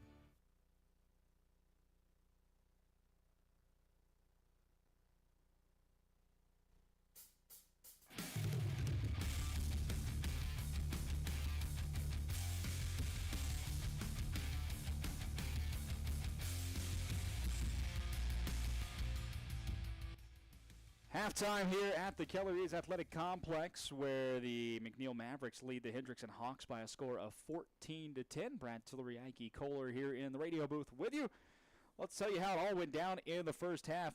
Hendrickson got the opening kickoff. They took it down the field pretty well, got all the way to the McNeil 9-yard line on a march, but a penalty pushed them back, forced them to a from a 2nd and 1, all the way to 2nd and 11. They stalled out there, settled for a field goal from Blake Tobias from 36 yards. Hendrickson took an early 3-0 lead. McNeil would get the next possession, drive towards the Hendrickson, into the Hendrickson red zone, but an interception by Braden DeRocher stopped that drive. Hendrickson took back over, and immediately the McNeil defense was able to make something happen. Cameron Green with a 60-yard interception return for a touchdown. Second straight week that the defense has scored for the Mavs. That made it 7-3. The Mav defense would come right back up with another big stand, a quick 3-and-out to get the offense the football back. And to start the second quarter, McNeil would go on an 8-play, 60-yard march, 3 minutes, 4 seconds off the clock, capped off by a Jarrell Gary, a 2-yard touchdown run on 4th and 2 from our 4th and 2. Made it 14-3. Both teams would kind of stall out a little bit. McNeil would drive to the Hendrickson 45-yard line, but threw an interception, to their own 45-yard line, But with an interception, Braxton Brown picked it off for Hendrickson, returned it all the way to his 3. To the Maverick 3, It would then take Hendrickson 5 plays and 2 minutes and 20 seconds to punch it in. They had a few penalties. Their first 2 plays were stuffed before the goal line. Then a couple of penalties backed him up to the 16. Then a McNeil penalty gave him a free first down. And finally, a couple of plays later, it was Carson Workman on a 7-yard touchdown run. And that is how the half ended. Very, very few possessions in the first half. In fact, McNeil, if you take away the last 2 plays of the first half to just get out of to end it, McNeil only touched the ball 3 times the entire half. And let's see, they ran 21 plays over the course of the first 24 minutes. So not a whole lot from offense tonight for the Mavs, but they do have a 14-10 lead after one half of play. And Ike, your thoughts on the first half? I think McNeil is in a good spot right now, holding the 14-10 lead. It's been a very physical game. It's a little bit low scoring than the Pflugerville game. I think the play of the first half was definitely Cameron Green and that pick six, because Hendrickson seemed to be in control of the first half, and then it turned on a dime off of Cameron Green's pick six, and then McNeil went down on the next possession and scored and made it a 2-possession ball game.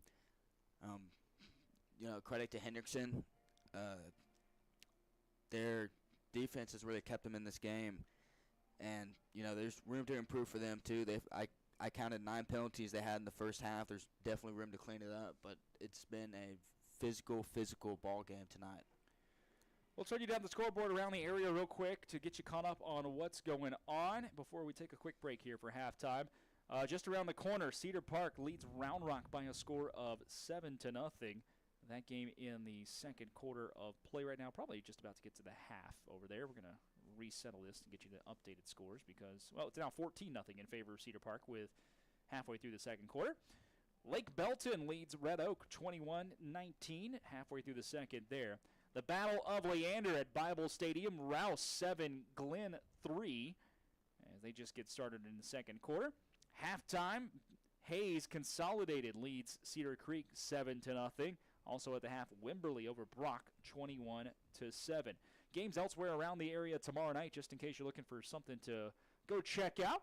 Leander will host Del Rio. Cedar Ridge takes on Harker Heights. Georgetown will face Liberty Hill. That could be a really, really fun game tomorrow night in Georgetown. Remember Liberty Hill last week, 82 points in an 82-80 victory over Hutto. A game where Liberty Hill threw one pass and it was incomplete. 782 yards on the ground for the Liberty Hill Panthers in that one. Crazy game up there last week that got some national attention. Pflugerville takes on Stony Point right here at the Kelly Reeves Athletic Complex. Lockhart takes on Lehman. Who else we got in the area tomorrow? Vandergrift against Hewitt Midway. Cedar Park Vista Ridge will face Schertz Clemens tomorrow. McCallum against Connolly locally over at the field. Westwood visits Bastrop. And, of course, a few others going on, too. We'll keep you updated as we go along.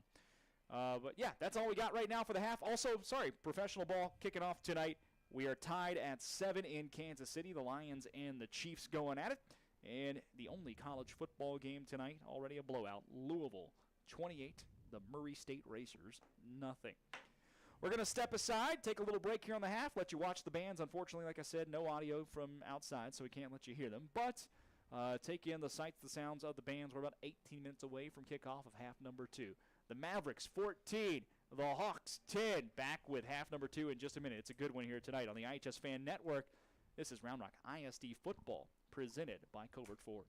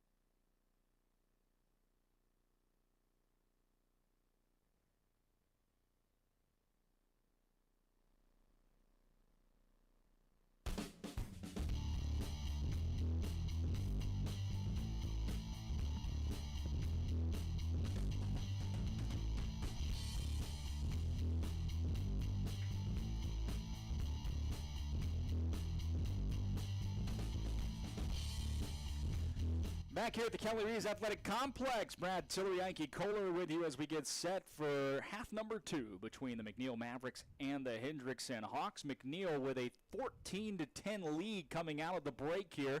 The Mavericks will receive the football to start the second half as Hendrickson was able to cut the deficit from 14-3 to 14-10 with a late touchdown in the first half. Remember, these two teams last year played a whale of a football game that ended 28-27 in favor of the Hawks. So not too surprising that they've got another good one brewing tonight. Hendrickson to kick it off, wearing the white uniforms with the blue pants and the blue helmets. As for McNeil, the all-blue uniforms with the white numerals.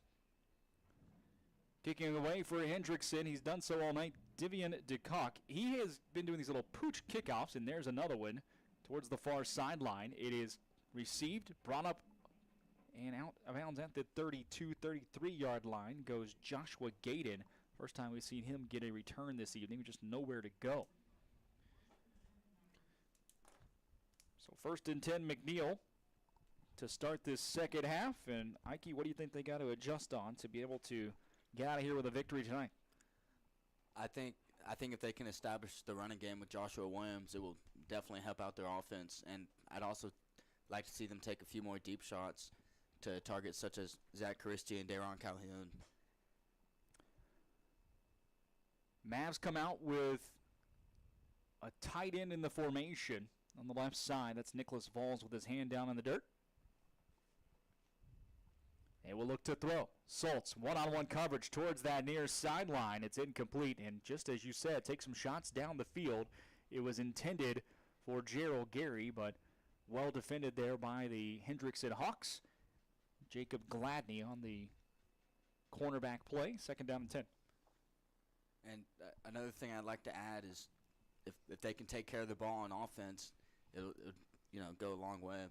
Yeah, 2 interceptions in the first half. Stalled a couple of drives for McNeil. And set Hendrickson up for their only touchdown as well. Fake handoff. Schultz rolling to his right, trying to escape the pocket. He does. Finds Gary. Makes one man miss. Now gets upfield up towards the 40. And Gary made kind of something out of nothing there. Pick it up 7 yards. It'll bring up 3rd down and 3. It's a good job of Gary seeing his quarterback was in trouble. He ran back towards him to make sure he caught the ball and then turned upfield. 3rd and 3 for the Mavericks here on the opening drive of the second half.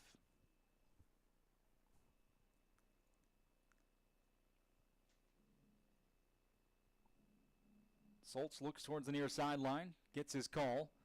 Williams shifts to the left.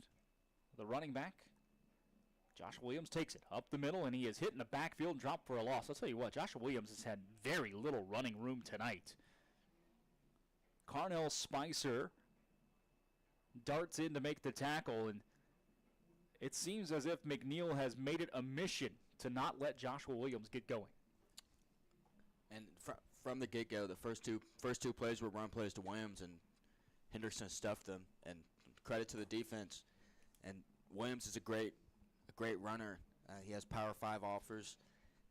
Both his first 2 games were over 100 yards rushing, and looks like McNeil may have to look for other ways to move the ball downfield, at least for now.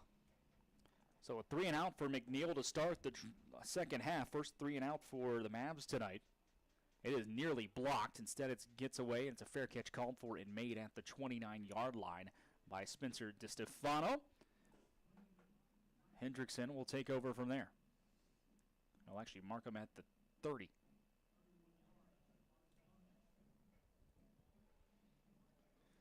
First possession of the second half for Hendrickson, who saw much more of the football than McNeil did in the first half. Partially due, though, to a Cameron Green 60-yard interception return for a touchdown by the Mavs. He has one of the 2 Maverick touchdowns tonight. 4 receivers set, 2 on each side. Fake handoff, looks to throw, and that is nearly picked off and then nearly caught. Aiden Taylor got his fingers on it, and it nearly fell into the hands of Clint Smith. Instead, it's harmlessly on the ground, incomplete, as Keontae Fowler almost made a mistake on the first play of the drive. Aiden Taylor jumped up. I mean, he got high to tip that ball. It looked like Fowler was about to check down, and then he saw the receiver on the sideline, and Taylor was just drifting back, watching the QB's eyes. Fowler in that pistol formation, hands off to Workman. Up the middle, pushes forward, breaks off a couple of tackles, still on his feet, and he gets 9 yards. 9 hard-earned yards there for Carson Workman. Brings up 3rd and 1. Workman's been a hard man to tackle tonight. Definitely a lot of yards after contact. 3rd to yard. Back to Workman they go. He's got enough for a first down all the way out to the 45. Picks up 6.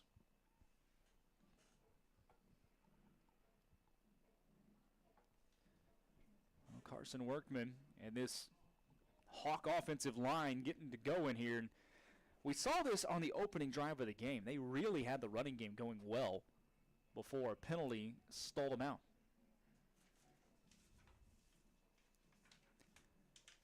First and 10 for Hendrickson. Workman takes the handoff over that right side. He falls forward, picks up a couple. Looked like number 40, Tony Shannon, once again in on the tackle. He's probably got about 4 or 5 tackles tonight, does the defensive lineman. Hawks trying to speed it up now. 2nd and 8. They can't get lined up exactly right. Sweep play on the jet sweep toward the near side. Nowhere to go. Stood up immediately by Bobby Holland there. It was Trevor Morgan trying to turn the corner, and Holland just stuck him for a yard gain. Good tackle by Holland. Number 7, Keegan McBride, came over from the cornerback, and he sat the edge and forced number 25 to work upfield. 3rd and 7 for Hendrickson. They'll snap it from their own 48. Drop straight back to pass. Fowler to throw. Rush coming. Escapes up the middle, and he'll be well short of a first down. Wrapped up as he goes across midfield. Tackle made by Jarrett Black. And that brings up 4th down and decision time with 3 yards to go. And it looks like the Hawks will punt it away. Kind of a long thought process over there from Doug Pierce, the head coach of the Hendrickson Hawks, but does decide to play it safe in a 4-point ball game here in the 3rd quarter. 3rd punt of the night now for McNeil. For Hendrickson. Aiden Taylor back deep to receive for McNeil here. Punt gets away, and it will go straight out of bounds, kind of off the side of the foot, and this is all about where the referee marks it. Trots up the field past the 20 to the 25-yard lines where they mark it out of bounds, and that's where McNeil takes over for their 2nd drive of this 3rd quarter. 7:18 to go in the 3rd quarter of play. See who comes out on offense. Soltz started the last drive. He tends to do that on each half to start out the drive, but it will be Gerald Gary. They've been flipping drives all night and all year, so it makes sense.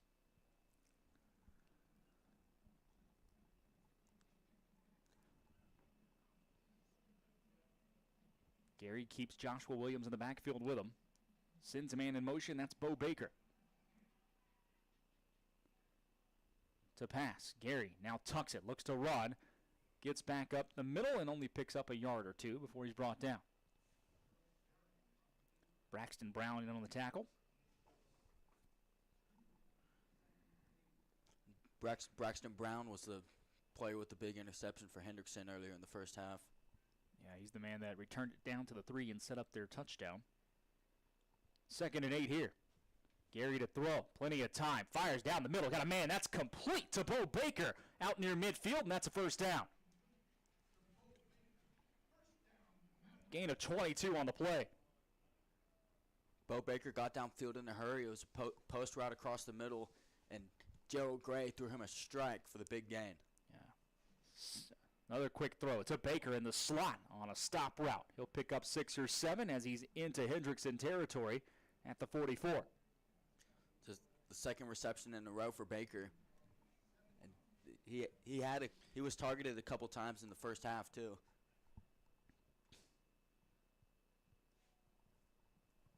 Second down, 3 to go. Handoff.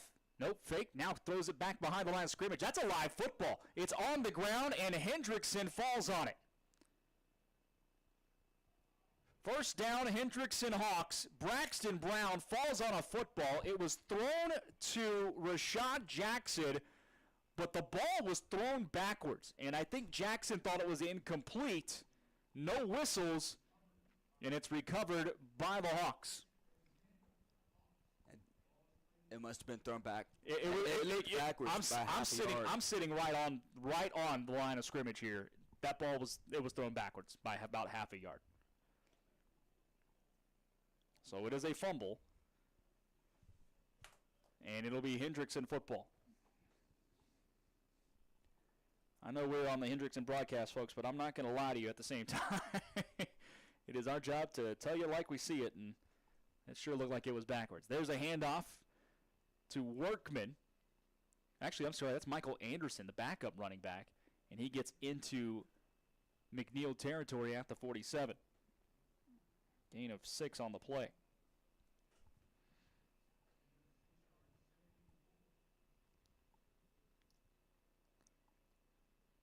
Second and 4 now. After the big swing in momentum, because I'll tell you what, the Mavs were moving the football there. Pistol formation. Anderson takes another one. Shakes and bakes out of the backfield. Falls forward. He gets to the line to gain. That should be a first down at the 43. They will move the sticks. You're right. Gerald Gray had the offense moving. There were 2 consecutive passes to Bo Baker.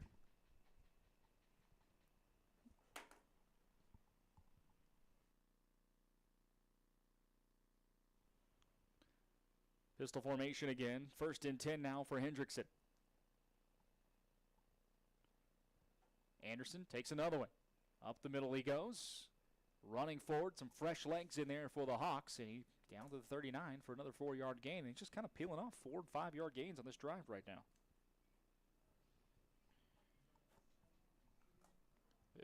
Chance for the Hawks to take the lead here.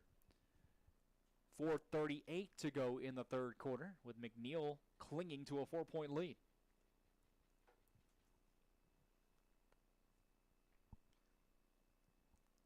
It's a fast-moving third quarter, almost down to 4 minutes already.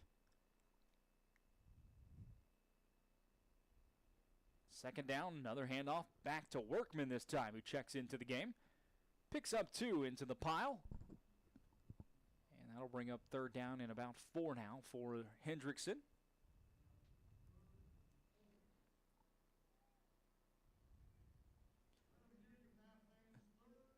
Get this McNeil crowd on their feet and going here. Student section's full down on the bottom right, where we are.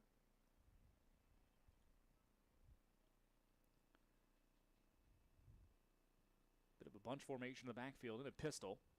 They'll hand it off up the middle again, this time back to Anderson, who's got enough for a first down. Late flag comes into play behind it, so we'll see what the laundry is all about. It's going to be a hold, and it goes against the Hawks. That'll wipe the first down off the board. A lot of big-time penalties against Hendrickson tonight, Ike. And that's the 4th holding penalty. And that's at least the 3rd or 4th one I can think of that has pushed Hendrickson from either a third down or a conversion to a first down to 2nd and long or 3rd and long in this ball game. We've gone from what would have been a first down conversion to now 3rd and 14. Ball spotted at the McNeil 47, and a chance for the Mavericks to get off the field here. Fowler to throw, scrambling out to his right. He's got room to work with. Off to the races he goes. Across the 40, dances and pushed out of bounds just shy of the line to gain. He gets to the 36, but he'll be about 2 yards short of a first down. And this is likely go time here for Hendrickson. Gets the penalty yardage back +1. Hendrickson needs the 34 for a fresh set of downs. Really out of field goal range here, but also a little too close to think about punting. And it was number 23, Javion Vick, who was able to push him out of bounds. Heavy formation set to the right. Handoff to Workman. Back over the left he goes. That's enough for a first down. He's out to the 31. Hendrickson made it look like they were going right. Came back to the weak side. And a 5-yard pickup moves the sticks on 4th down. Under 3 minutes to go in the third quarter now. A fast-moving third quarter here at the Kelly Reeves Athletic Complex.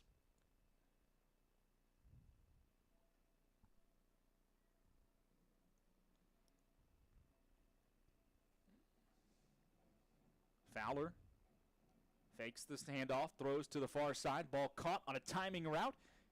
And that'll be a 6 or 7 yard catch made by James Lee, the senior wide receiver.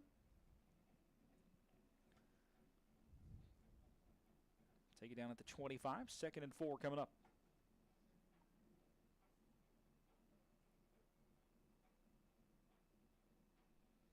Another throw. This one towards the right end zone. It is almost intercepted. Cameron Green nearly came up with his 2nd pick of the game. It was intended for Romello Boykin, and Boykin actually did a good job playing defense as an offensive wide receiver there to knock that out of the hands of Green. And that's the 2nd time Boykin has ran that route. He ran it on the previous play too, but he didn't get the ball. But this time Cameron Green was all over him on the coverage. 3rd down and 4. Ball at the 25-yard line of the Mavericks.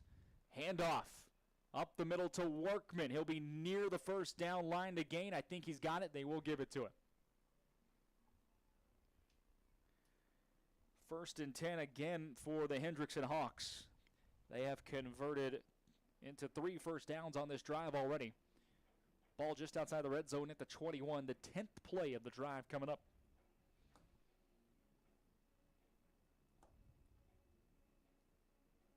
A methodical, slow-moving drive for Hendrickson. Fowler sends his man in motion. They'll fake the jet sweep, instead hand it off to Anderson, who only gets about a yard or two, spun down from behind. Cole Hage in on the tackle. I said Hage, it's Haga, excuse me. They give him just a yard and a half on the play. And it'll be 2nd and long for Hendrickson. If McNeil can force a field goal here, that would be huge. Hendrickson in no rush here. Down to 1 minute left in the third quarter already. They are playing keep away here tonight from McNeil. McNeil's run just 7 plays this entire quarter. Fowler scrambling to his right. Looks to throw. Now is going to tuck it. Takes a big hit on the far sideline. Cameron Green stepped up and stuck him. Knocked him out of bounds and no gain on the play. Woo! Fowler was kind of moseying over to the sideline, and Cameron Green, any chance to hit a quarterback, he absolutely takes. And it was a big hit. He's a big kid. Clean hit, shoulder to shoulder. Knocked him right out of bounds. 47 seconds left in the third quarter. 3rd down and 8 now for the Hendrickson Hawks. Handoff.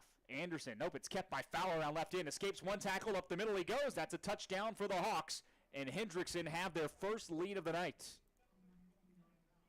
A 19-yard touchdown run from the quarterback, Keontae Fowler. And Fowler put his team on his back and carried them to the score on that drive. It was a very methodical, slow-moving drive. And he had shown throughout the game he's a threat to run the ball. He made it through that hole just in time. The linebackers were closing in on him, and he scurried past him. And he has given McNeil their first lead of the ball game since the opening kickoff, opening drive, yeah. Right.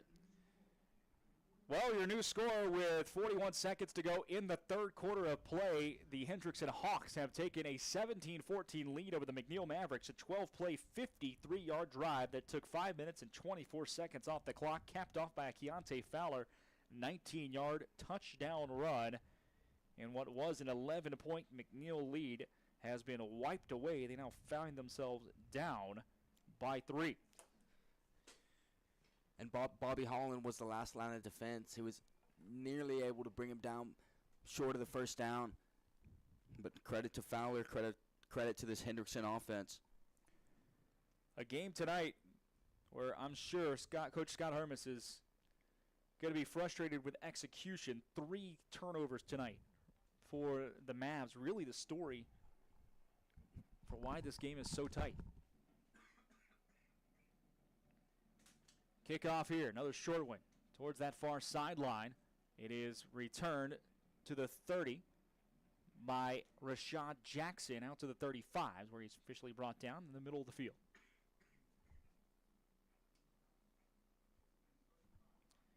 .36 seconds left in this third quarter. And we are going to be set up here for one heck of an ending tonight. We talked about it earlier. These two teams played a whale of a ball game last year, where Hendrickson scored 14 points in the fourth quarter to win 28-27.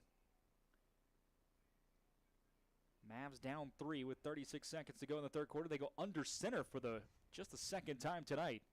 Soltz, the quarterback, straight handoff as they get it to the big-time running back Joshua Williams up the field. He goes for 10 yards, and maybe that's the magic they need to get the run game going. Let him get running downhill.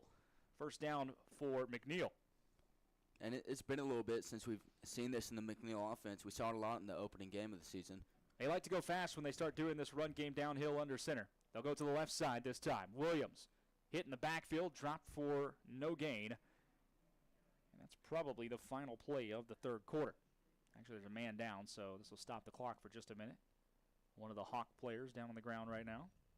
Will have to be attended to.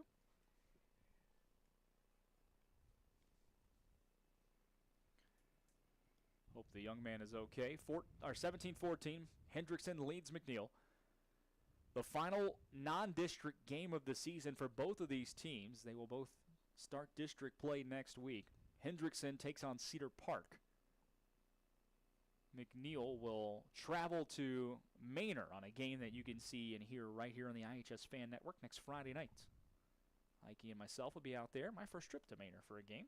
I've done basketball out there. I've never done football. I've been out there for a couple Manor LBJ football games and basketball games. Their basketball stadium is really nice. It's pretty new. Super nice facility for basketball. Yeah, I walked in there and I was stunned at how nice that basketball arena was. I've been into some small college arenas that were not as nice as what Manor has for basketball. It was pretty wild. Yeah, the LBJ Manor basketball games is about the closest thing that I've been to a Texas OU game. Nice. Outside of that, it's a great atmosphere. 2nd and 10 for the Mavs. 7 seconds to go in the third quarter. Ball at their own 45. Soltz stays in at quarterback.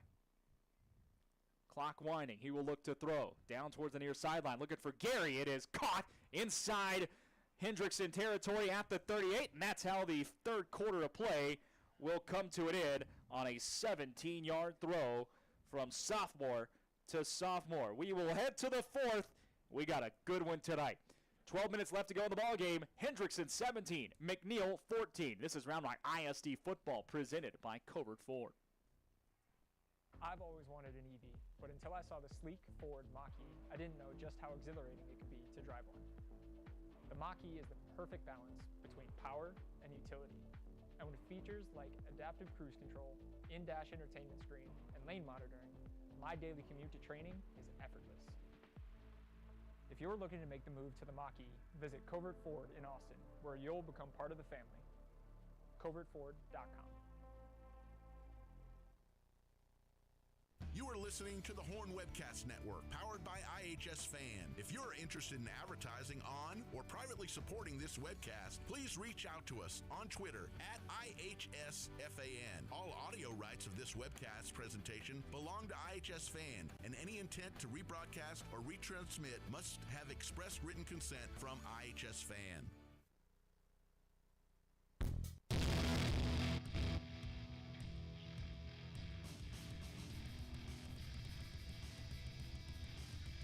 To the fourth quarter, a handoff to start it with Joshua Williams up the middle on first down. He picks up about 3 or 4 out to the 35-yard line, as it'll be 2nd and 8 for McNeil. Brad Tillery, Ike Kohler here with you. Hendrickson leads the McNeil Mavericks 17 to 14. I never updated the scoreboard. I just realized that. So 17-14 your score. Hendrickson over McNeil. There is another Mav down on the field. So they'll tend to him. Looks like just a cramp, but they'll check in on him here in a second as he gets attended to. 17-14 your score. Hendrickson leads McNeil. Start of the fourth quarter. Hendrickson with a touchdown, long 12-play touchdown drive in that third quarter to take the lead. Taking 5 minutes and 24 seconds off the clock in doing so. And I keep coming back to this, but they are really playing keep away tonight from the McNeil Mavericks. The Mavs have really only had 5 drives tonight before this. One of them was the 2-play drive to end the first half. Other than that, they just haven't seen the football that much. Well, you had the pick 6 by Cameron Yep. Green, and then the 2 interceptions in the first half by Schultz that gave Hendrickson 2 extra drives. And it's just been one of those games.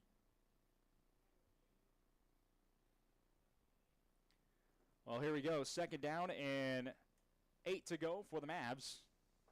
Schultz to throw. Looks towards the near sideline. Looking for Christie, and that'll be incomplete, but a flag comes out.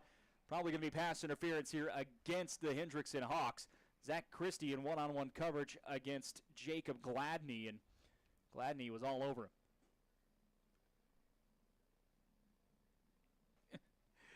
I'll have to tell you a story here in a second, Ike. We've been talking about football scores from around the areas. It is pass interference, so 15 yards and a first down. The U.S. Open tennis tournament is going on tonight. A friend of mine is actually working the tournament for television. She does this every year. And apparently they had an hour delay tonight because a protester glued their feet to the court. A handoff. Faked. Schultz keeps it up the middle. Across to the 10. Inside the 10 he goes out to the 8-yard line. A first down for McNeil. It'll be first and goal as Jaden Schultz on the QB keeper keeps it for a new set of downs. And Schultz can run it, too, showing it off here. And that's just bizarre as far as the protest goes. Talk a new way to protest. That's a new one on me. First and goal now for the Mavericks. Schultz looking to throw. Plenty of time in the pocket. Now scrambling. He's going to tuck it, look to run. Flag comes in late as well. Nowhere to go for Schultz as he dropped for a 2-yard loss. Diego Gonzalez made the tackle, but this is probably going to be a holding, and it will, so it'll come back. McNeil's in field goal territory with their great kicker, Bryce Wilson. He's got plenty of leg, but if you're Coach Hermes right now, you're thinking nothing but touchdown.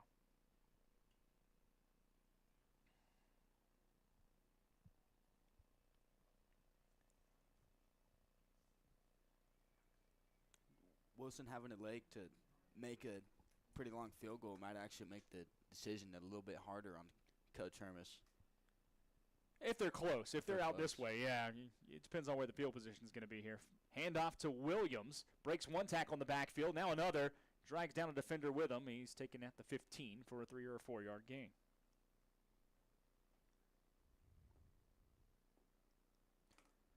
Second down and goal from the 15 on the way.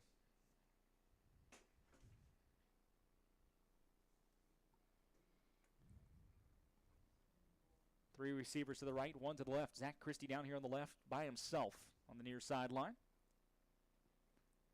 Schultz looks to throw, looking right, throws right. It's got a man. That's Gary. It's a little high for him. It's incomplete. Gary slapping his hands together, a little mad at himself. He didn't come down with that one. Third and goal now from the 15-yard line.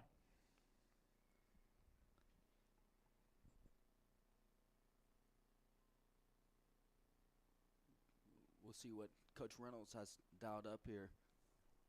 First-year offensive coordinator Mike Reynolds for the McNeil Mavericks. Gary slotted one-on-one up top. No safety help with him. Looking to throw that way. It is to Gary. He breaks the first tackle. Cuts inside. Back to the 8 before he is tackled there. And that'll bring up fourth down, and I imagine a field goal coming for McNeil to try to tie this game up. They will trot Bryce Wilson out there. Wilson, who's 4 for 4 for field goals this season. will set up for a 25-yarder.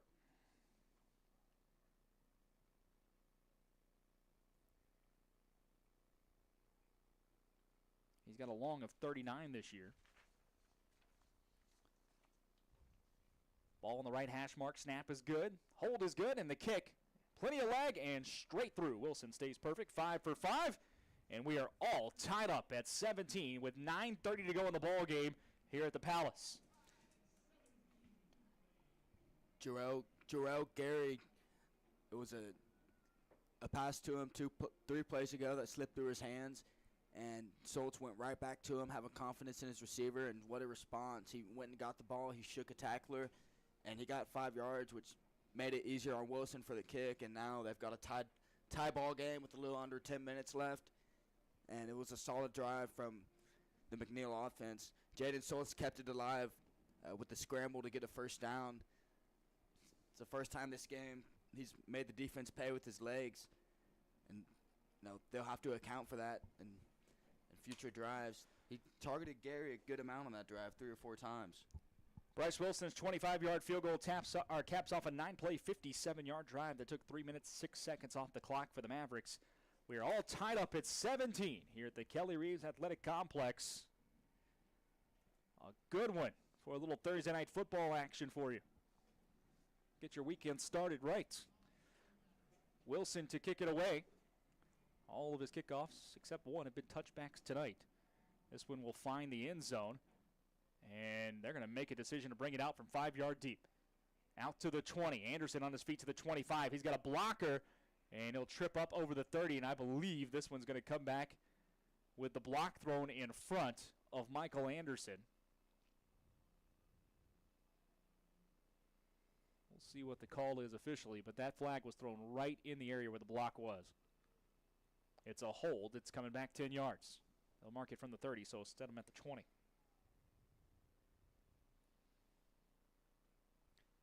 .9:22 to go in the contest. Last time Hendrickson touched the ball, they went on a 12-play, 53-yard drive, taking over 5 minutes off the clock to find the end zone. See how this McNeil defense, who has been out there a ton tonight, will respond. Did they just throw a new quarterback out there? Because I do not see Fowler in the game. Fourth quarter, and Hendrickson has switched quarterbacks. Keontae Fowler not in the game. That is a handoff up the middle to Carson Workman for a gain of about 2 or 3. It's Clint Smith in at quarterback, the wide receiver defensive back. Fowler has taken every snap tonight. Wonder if he maybe injured himself or something on that touchdown run. I'm not sure. I don't see him on the far sideline. Yeah, I don't see him either. 2nd and 6 here. This changes the game dramatically. There's a handoff up to Workman again, who's able to push his way forward to the 30 for a first down. But you got to imagine if Fowler's not in the game, McNeil might adjust here and start selling out for the run. That's exactly what I was thinking. I don't know how much film they have on Clint Smith, but 2 straight run plays to start the drive. 1st and 10, pistol formation, Clint Smith, the quarterback now.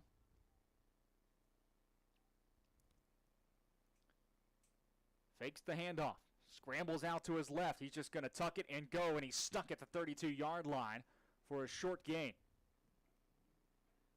See who came up with that tackle. It was number 6, step it up, Christian Reyna. Pick up about 2 or 3. Here comes 2nd down, and that was a 1-read play for Smith. He looked like he had 1 read, and then he took off. And we've called Christian Reyna's name quite a few times tonight, too.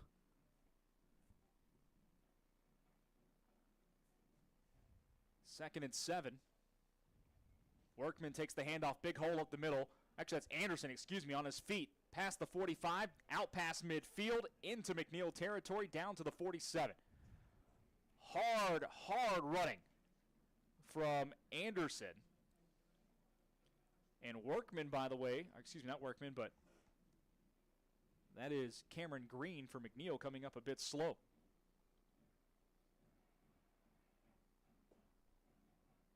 Gain of 20 on that run. I believe timeout was called here by the Mavericks. They're trying to slow down this Hendrickson offense a bit. 7:29 to go in the contest. Hendrickson 17, McNeil 17. The Hawks are driving as they are now at the 47-yard line of the McNeil Mavericks. Second straight year, these two teams have gone down to the wire.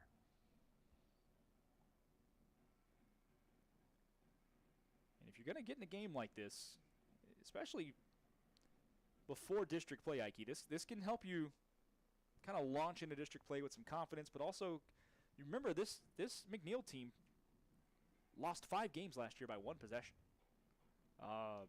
So this is the kind of game they were in all last season and just couldn't seemingly get over the hump. So a chance tonight to maybe start reversing that trend.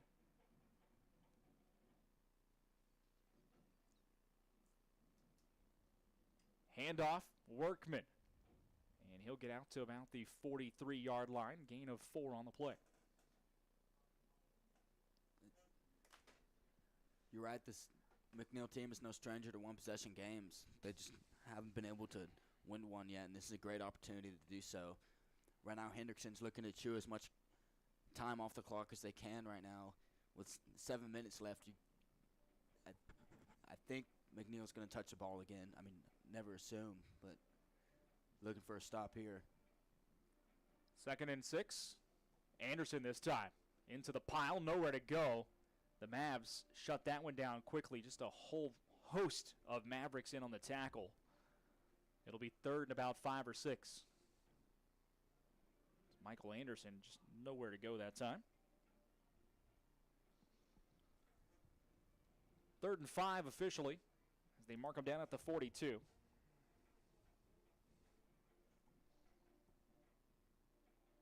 Michael Anderson stays in the game at running back in the pistol formation with the backup quarterback Clint Smith. Smith hands it off. Anderson through the right side. He's got plenty of room across the 30 down the sideline. Carries a defender with him. He's pushed out of bounds inside the 20. Aiden Taylor made the touchdown saving tackle, but not before Michael Anderson's able to get his way down to the 17 and a gain of 25 yards. And it was the right tackle, Elijah Ford, number 74, with a key block there. The 8th play of the drive coming for the McNeil Mavericks. All of them have been on the ground. Their last 12 plays, in fact, have been run plays.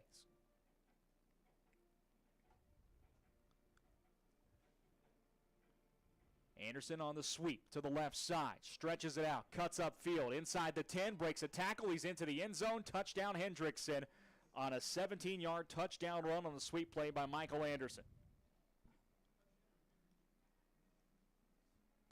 What a run by Michael Anderson. He ran through some traffic, but once he hit the corner, he used his speed to go score. And now Hendrickson has taken a touchdown lead. And you mentioned it earlier, that's 13 or 14 straight run plays. The backup quarterback, Clint Smith, coming in the game. It's a new look for the Hendrickson team, and he's able to manage this offense and take them downfield. 8 plays, 80 yards, 3:19 off the clock. The extra point, by the way, good. And your score with 6:03 left in the contest, Hendrickson 24, McNeil 17. Michael Anderson with a 17-yard touchdown run to cap off the drive. Well, it is we talked about it pregame, Mikey. This game was close last year. Came down to the wire. Thought it could be the same this year. This is no stranger of a situation for Hendrickson. They've played 2 games this year. Both have been one-possession contests. An 8-point loss to Belton and a 5-point win over Ellison. So they are used to this situation. We talked about McNeil last year playing a ton of one-possession football games and just unable to come out on the right side of those. So 2 teams that aren't strangers to where they are right now. And Hendrickson, you get the feeling they were slowly wearing down the McNeil defense with constant running plays, and the defense has been on the field so much more this game. DeCock with the pooch kickoff. It's fielded at the 22. Cuts up to the 30, still on his feet to the 35-yard line. Joshua Gayden on the return, and just nowhere to go for Gayden and the return team tonight on these short kickoffs. It's been good coverage by Hendrickson. Yeah, they've been willing to concede an extra 10 or so yards to the 35, 36-yard line to start the drive if it means avoiding the big return. 5:56 to go in the contest as McNeil takes back over. Soltz stays in at quarterback. Gary at receiver. Running back is Joshua Williams. Jaden Soltz fakes the handoff, looks to throw, escapes out of the pocket, nowhere to go, and he's going to lose a yard on the play. Big number 54, Dominic Valdez, one of the ones chasing him down. Valdez was coming in from behind. Good job of Soltz tucking the ball in. They could have fairly easily been knocked out. 2nd and 11. Soltz to throw, one-on-one coverage near sideline to Christie, and it's incomplete. Face guarding and broken up there by Jacob Gladney. 3rd and 11, and a big play coming up for McNeil. Last thing the Mavs want to do is give it right back to the Hawks in that run game. And they only have 2 timeouts now. Be hard to stop the clock. 3rd and 11. We saw on the opening drive for McNeil in the first half, they converted a couple of 3rd and longs. They'll have to do it again. Soltz takes the snap, looks to throw, and it is intercepted. Coming back the other way, Jacob Gladney, who picks it off. He's ridden down from behind at the 33, but Gladney gets the pick off, the 3rd interception tonight by the Hendrickson defense. And the target was Zach Christie, number 9. It was a curl route, and the throw was a little bit to the right. And it was a great play by the cornerback. And it looks like there's a Hendrickson Hawk down on the field. Yeah, one of the players down behind the play. Gladney with the pick tonight. 3rd one for for Hendrickson's defense. They also have a fumble recovery on a backwards pass. So 4 turnovers tonight for the McNeil Mavericks, and that's the story of the game. I think if you talk to Coach after the game or next week, he's going to tell you this is the story of the game. It's turnovers and too many mistakes that have put them in positions to now be down by a touchdown, and the Hawks also having the football here in just a second. Can't tell who's down right now, but just hope the young man is okay, whoever he is. It's one of the McNeil players. Looks to be Dayron Calhoun down behind the play. Able to get up under his own power.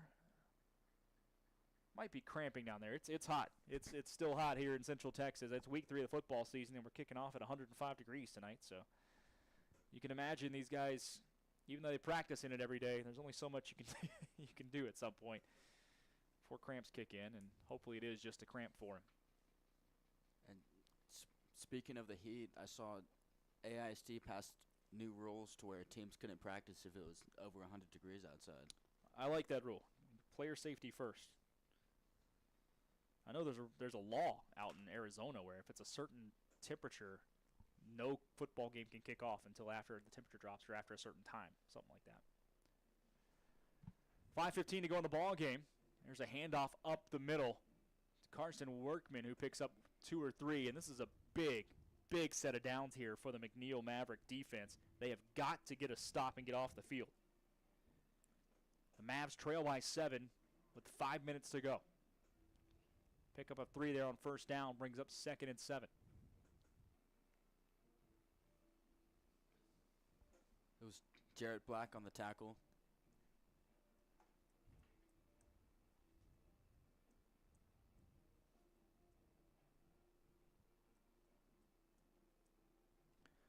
The last 25 plays called by the Hawks have been on the ground. They'll stay on the ground. Again, over the right side, This time Anderson, as he's pulled down from behind at the 28. A pickup of 3 brings up 3rd and 4.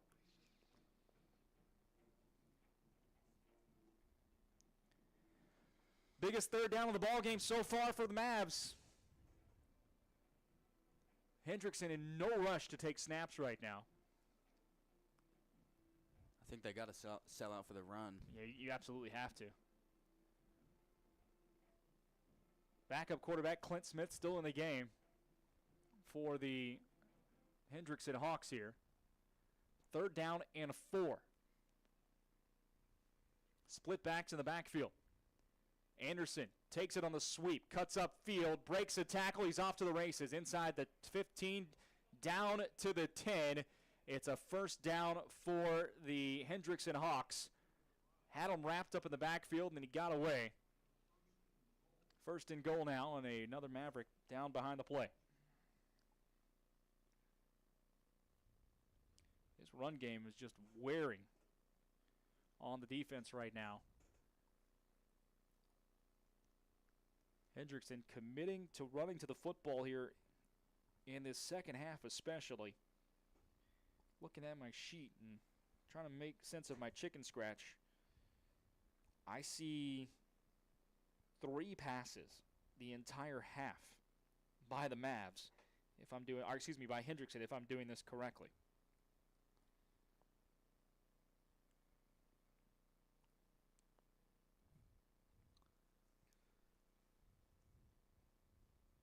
McNeil checking on Jarrett Black down behind the play. Looks like another potential cramp down there. He's up, walking off under his own power, so that's a good sign. 3:39 to go in the contest. 24-17. Hendrickson with the lead over the Mavs at the Kelly Reeves Athletic Complex.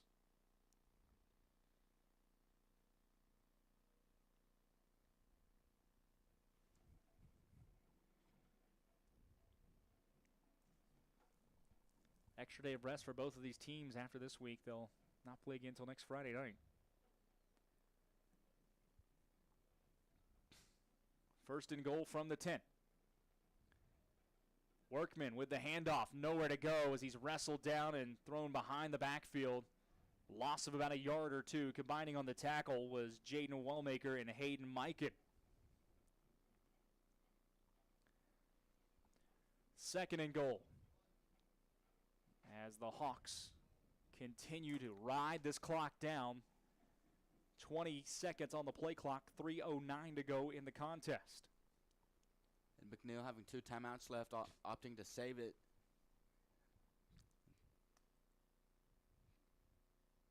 until future plays. Might call one after this play, I would imagine. Yep. Handoff to Anderson over the left side, darts through, and he's in down to the 4. McNeil will let the clock roll again. 3rd and goal coming.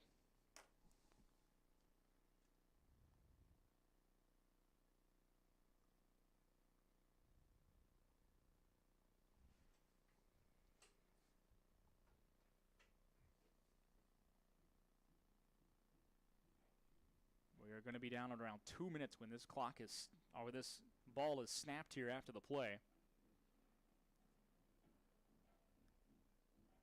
Points probably in this thing, although I guess an onside kick still would be in play. And it's Hendrickson who calls timeout with the play clock at 1, so they let it go down and give themselves a break here. 24-17 your score. Hendrickson leads McNeil. 2:03 left on the clock, and McNeil needs a break of some kind here. A fumble, something to help him out, missed field goal maybe on the next play, whatever they can get to try to make one last effort to get back in this thing down 7. McNeil has blocked 2 field goals on the year. But first things first, they'll need to get a stop on 3rd down. See if we can get a football update on the app here while we're in timeout. See what's going on in the area. We are a few games happening tonight. Round Rock has taken a 17-14 lead over Cedar Park, just a mile away or so at Gupton Stadium, that game in the third. Lake Belton a 31-25 lead over Red Oak in the fourth quarter. Battle of Leander happening right now. Early third quarter, Glenn leads Rouse 24-20. Hayes consolidated all over Cedar Creek 28-0 as we are at third and goal here from the 4 for the Hendrickson Hawks. 2:03 left in the contest. Big play. McNeil has to get a stop. A fumble would be better.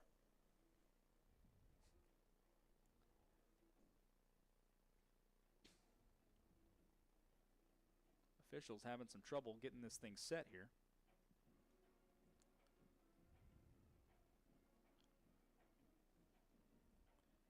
Quarterback Clint Smith is the backup quarterback, and now the officials are going to talk about it as they figure out the procedure.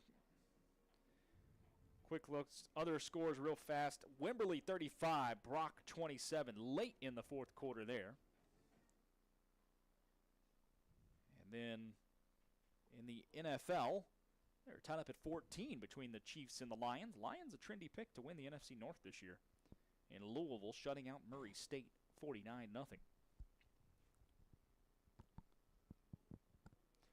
Third and goal from the 4-yard line. Hands it off again over the left side. Pauling forward and into the end zone for a touchdown is Carson Workman. And that is probably going to put the bow on this one tonight for Hendrickson. It was no surprise on this drive that Hendrickson was going to continue to run the ball. And McNeil just unable to get off the field. It's been a long night on defense tonight.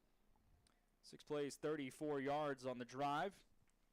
They took 3 minutes and 15 seconds off the clock over just 6 plays. Did the Hendrickson Hawks, another man down in the end zone. They now lead at 30-17 to Hendrickson.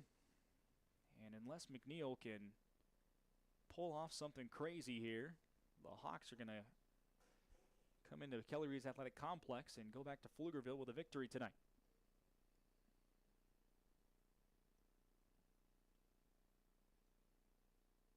Looks like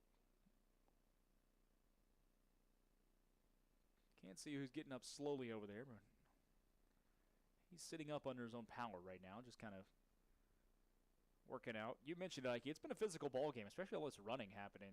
The run game for Hendrickson in the second half especially. So guys are going to be a little tired and beat up tonight. Especially on the live scrimmage. Yeah. Extra point is due from the Hendrickson Hawks and Blake Tobias. He's been perfect tonight. It is up, and it is good, but a flag comes down. It'll be a false start. They'll back him up 5 and do it again. Exactly 2 minutes to go on the clock.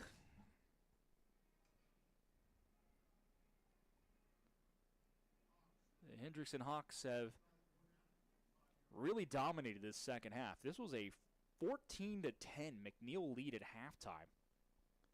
And Hendrickson, outside of their first drive of the half, have scored every time they've touched the ball.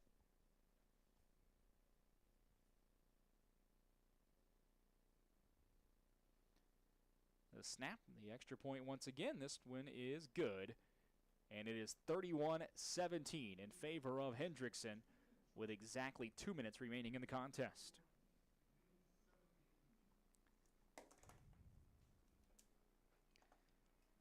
We'll see if Hendrickson gives Gaydon the chance to return on the kickoff. Maybe that could spark something for the Mavericks. I would imagine they're going to stick with the exact strategy they've had on kickoffs all night long tonight.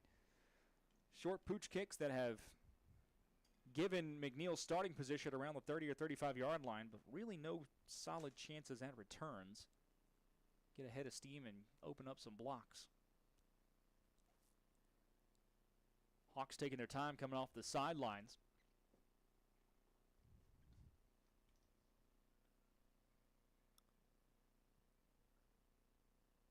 Luckily, if you're a a Maverick fan and one of the players and the coaches on the field, you can take this as a learning experience tonight because, as we talked about pregame with head coach Scott Hermes, this has no bearing on the playoffs.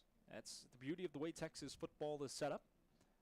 As a little low line drive kick will be fielded by Bo Baker at the 32. Tries to bounce it outside. Now back up the middle. A little bit of a hole to work with, and he's out to the 37. 1:53 to go in the game. Only thing that matters when it comes to making the playoffs is finishing top 4 in the district. And district is all about what you do inside of those 7 games, or 8 games, depending on which district you might be, or 6 games. Just depends on how big your district is. So for the next 7 games, it'll be all about, for the McNeil Mavericks, how they perform in 6A25.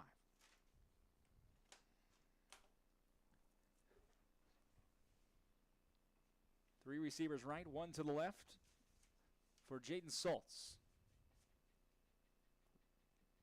Takes the snap, looks to throw right. He will fire, and it is short, incomplete, intended for Dayron Calhoun.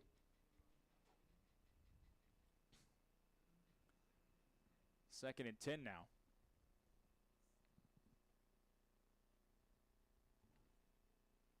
.148 left in the ball game.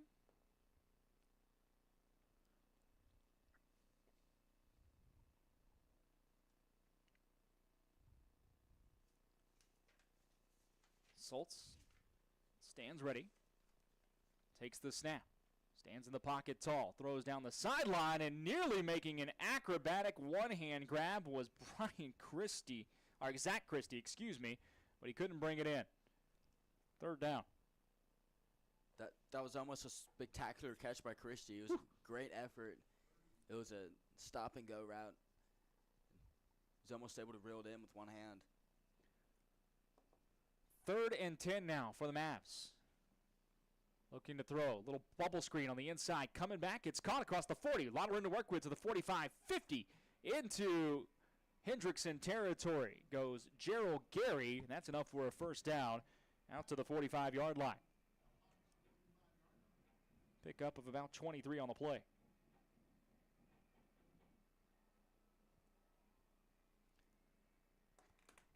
Down to a minute 30 to go in the ball game. Schultz snaps it, looks to throw. It is caught near side to Calhoun, and only about 4 or 5 yards, and McNeil's got to go fast.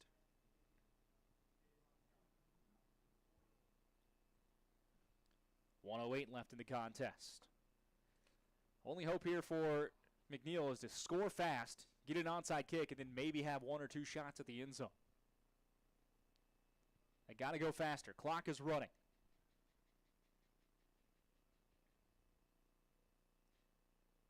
Little screen again on the inside. Caught to Bo Baker with a wall of blockers in front of him. Cuts back to the sideline at the 20. Taken down from behind to the 15-yard line. So Baker finds his way to the 15. 1st and 10. 41 seconds to go. I was wondering when they were going to pull out some screen passes. We see 2 on this drive. Just get the ball in the hands of your playmakers. Schultz takes the snap. Floats one up to the end zone to Christie, and it's incomplete. Swatted away by Jacob Gladney in the corner of the end zone. 2nd and 10, 35 seconds left to go in the ball game. It's been Christie versus Gladney all night, and Gladney's played pretty well. Yeah, Gladney's been really good down there. 1 penalty against him I can recall, but winning a lot of battles. They'll empty the backfield. Schultz looks right, looking to throw, nowhere to go, escapes up the middle, falls forward to the 13-yard line, and timeout will be called after a gain of about 4 or 5 with 28 seconds left in the clock. 1 timeout left in the back pocket of Coach Scott Hermes. 31-17 your score. Hendrickson leads McNeil. The Mavericks inside the Hendrickson 15 looking for a late touchdown and maybe a chance at an onside kick. We'll see, but they got to score fast here.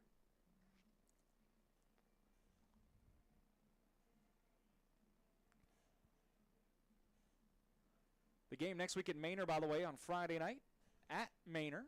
7 o'clock, your kickoff. All of our kickoffs the rest of the season here at 7 o'clock, whether they be Thursday or Friday. 6:45 the airtime. Myself and Ike back on the call. Before, I think we get a bye week after that, if I'm not mistaken.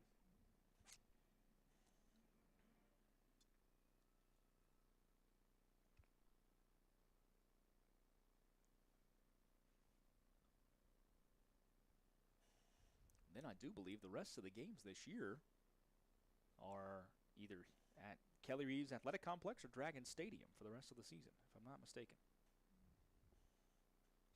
Two great facilities. There are worse places to call football games. I've called it a lot of places. 3rd down and 6 here. McNeil needs the end zone. Down 14 with 28 seconds to go. Looks to throw to the right side on the end zone. It is incomplete. No flag on the play. And they're going to call a touchback interception. Excuse me, they said he came up with the interception. I thought I saw contact prior. It was intended for Gerald Gary, but Hendrickson comes up with it. Their 4th interception of the night, the 5th turnover for McNeil, and that's going to end it. 20 seconds left on the clock. The Hawks just have to kneel on it. With 28 seconds left, McNeil had to throw a fade pass to Gary. Gary had a step on him, and I'm with you. I thought there could have been a flag called, but looked like a lot of contact down there, but they let it go. 31-17 is going to be your final here tonight, as the Hawks just have to kneel on it once or twice. There is one timeout for the Mavericks left, but honestly, I don't think they'll call it. Down 2 scores.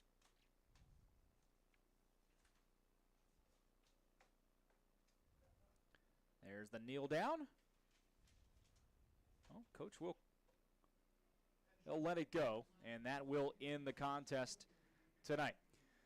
The Hendrickson Hawks come away with a 31-17 victory over the McNeil Mavericks. Comeback fashion as they dominate the second half here at the Kelly Reeves Athletic Complex. Both teams go to 2-1 on the season. We're back in just a minute to wrap it all up. This is Round Rock ISD football presented by Covert Ford. I've always wanted an EV, but until I saw the sleek Ford Mach-E, I didn't know just how exhilarating it could be to drive one. The Mach-E is the perfect balance between power and utility, and with features like adaptive cruise control, in-dash entertainment screen, and lane monitoring, my daily commute to training is effortless. If you're looking to make the move to the Mach-E, visit Covert Ford in Austin, where you'll become part of the family. CovertFord.com.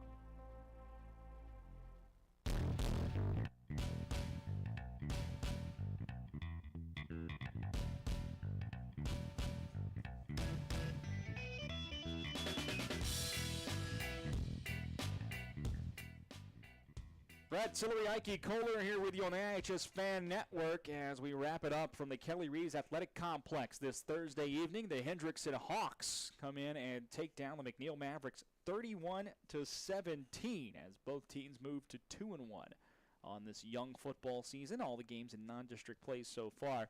Here's how it all went down tonight. Hendrickson got the opening kickoff, drove well into McNeil territory, all the way down to the 9-yard line. A penalty pushed them back. They settled for a Blake Tobias 36-yard field goal. That made it 3-0. McNeil would throw an interception, and Hendrickson would get the ball back. They would throw an interception, and Cameron Green for the McNeil Mavericks took it 60 yards to the house on the return. 7-3 Mavs with the lead in the first half. The Mavs would then force a quick 3-and-out, get the ball back, and go 60 yards on 8-play, capped off by a Gerald Gary 2-yard run. 14-3, McNeil looked like they were in control there early on, but the story of the night for McNeil was turnovers, and costly ones at that. A second interception of the first half was thrown a couple of drives later by the Mavs, and Braxton Brown returned it all the way to the 3-yard line of McNeil. It would take Hendrickson 5 plays to punch it in after some penalties and being pushed back a little bit, but they do get a touchdown run, 7 yards from Carson Workman. 14-10 your score at the half. McNeil with the lead, but you could feel like this game was very much a toss-up and in the air, despite the fact that McNeil was playing very well in the first half. It's just, again, turnovers were the story, and in the second half, that really became the story, along with the run game for Hendrickson. Both teams would punt on their first possession of the second half. Then McNeil was driving well. They started at the 25, got all the way into Hendrickson territory at the 44, threw a backwards pass that McNeil did not realize had gone backwards by about a yard or two, and Hendrickson alertly jumped on it for a fumble recovery, and then they would turn their run game on.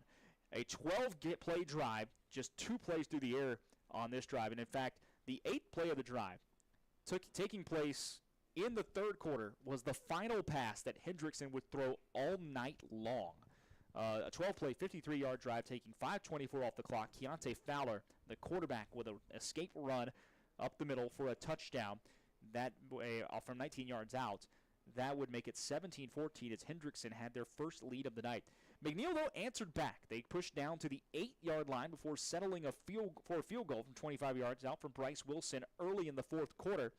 9 plays, 57 yards on that drive, 17-17 all, with just over 9 minutes to go, and it was game on. But Hendrickson, like a boa constrictor, just slowly squeezing the life out of this football game. They would immediately take the football, go on an 8-play, 80-yard drive, 3 minutes, 19 seconds off the clock. Michael Anderson with a 17-yard touchdown run every play of the drive on the ground. McNeil would get it back their next drive, throw an interception. Jacob Gladney would pick it off. Hendrickson takes the short field from 35 yards, takes 3 more minutes off the clock. They punch in another touchdown. The final drive of the game for McNeil, a desperation drive in the end zone, another interception. So 5 turnovers tonight for the McNeil Mavericks. Really the story of the ball game, and they fall at home to the Hendrickson Hawks in non-district play, 31-17. Each team moves to 2-1 on this young season, Ike. I like the boa constrictor analogy you used. In the second half, Hendrickson was really able to take advantage of McNeil's turnovers, and they did so by just pounding the ball inside. And 5 turnovers on offense means there were 5 times where the defense had to go back in the game early, and Hendrickson just kept running and running and running the ball. And I could sense it from up here that they were getting tired up there, or down there, and they were just on the field most of the game. And I want to say credit to Hendrickson. They came out in the second half. They did play a cleaner game. I only counted 1 penalty in the second half after 9 first half penalties for Hendrickson. And it was great effort. Great effort by McNeil going into district play. Certainly not the outcome you wanted, and certainly want to clean up the turnovers. Coach Hermes even mentioned it in the pregame interview that they wanted to win the turnover battle, and they weren't able to tonight. But as you mentioned earlier in the broadcast, this they can still make. This does not affect their district standing. Does not affect their playoff chances. Certainly not the outcome that they wanted. But we did see a lot of good things tonight. We'll see how the Mavs bounce back next week. They're on the road to start district play in 6A District 25 at Manor. 7 o'clock your first kick next Friday night. Ike and I will be on the call. Hendrickson starts district play next week in 5A. Division 1, District 11, they'll play Glenn, a home game for Hendrickson at the field. Next couple of weeks from now, I should say. They get a bye week, as does the entire district there before they kick off their district play. But McNeil back in action a week from tomorrow night at 7 p.m. Game at Manor. Ike and I will be there for all the action. Make sure you like and subscribe to iHSFAN and this broadcast. That way you'll get all the alerts and see all the action all year long. Every time we go live, it'll immediately pop up. So we're going live, and you'll know exactly when McNeil football is happening on the iHSFAN network and any games across the network at that. We mentioned earlier, there's games tomorrow night you can watch and listen to as well. So take in all the action for free on YouTube and support iHSFAN. For Ike Kohler and all of us at the iHSFAN network, we want to thank you for listening in and watching tonight and joining us on your Thursday evening, spending it with us one final time from the Kelly Reeves Athletic Complex. Hendrickson 31, McNeil 17. Both teams move to 2-1 on the young season. We'll talk to you next Friday night. Have a great weekend, everybody. Be safe. Enjoy a fantastic college football weekend. Enjoy the opening of NFL. Hope your fantasy teams do well. and we'll talk to you a week from tomorrow. Good night, everyone. Listening to the Horn Webcast Network, powered by iHSFAN. If you're interested in advertising on or privately supporting this webcast, please reach out to us on Twitter at iHSFAN. All audio rights of this webcast presentation belong to iHSFAN, and any intent to rebroadcast or retransmit must have express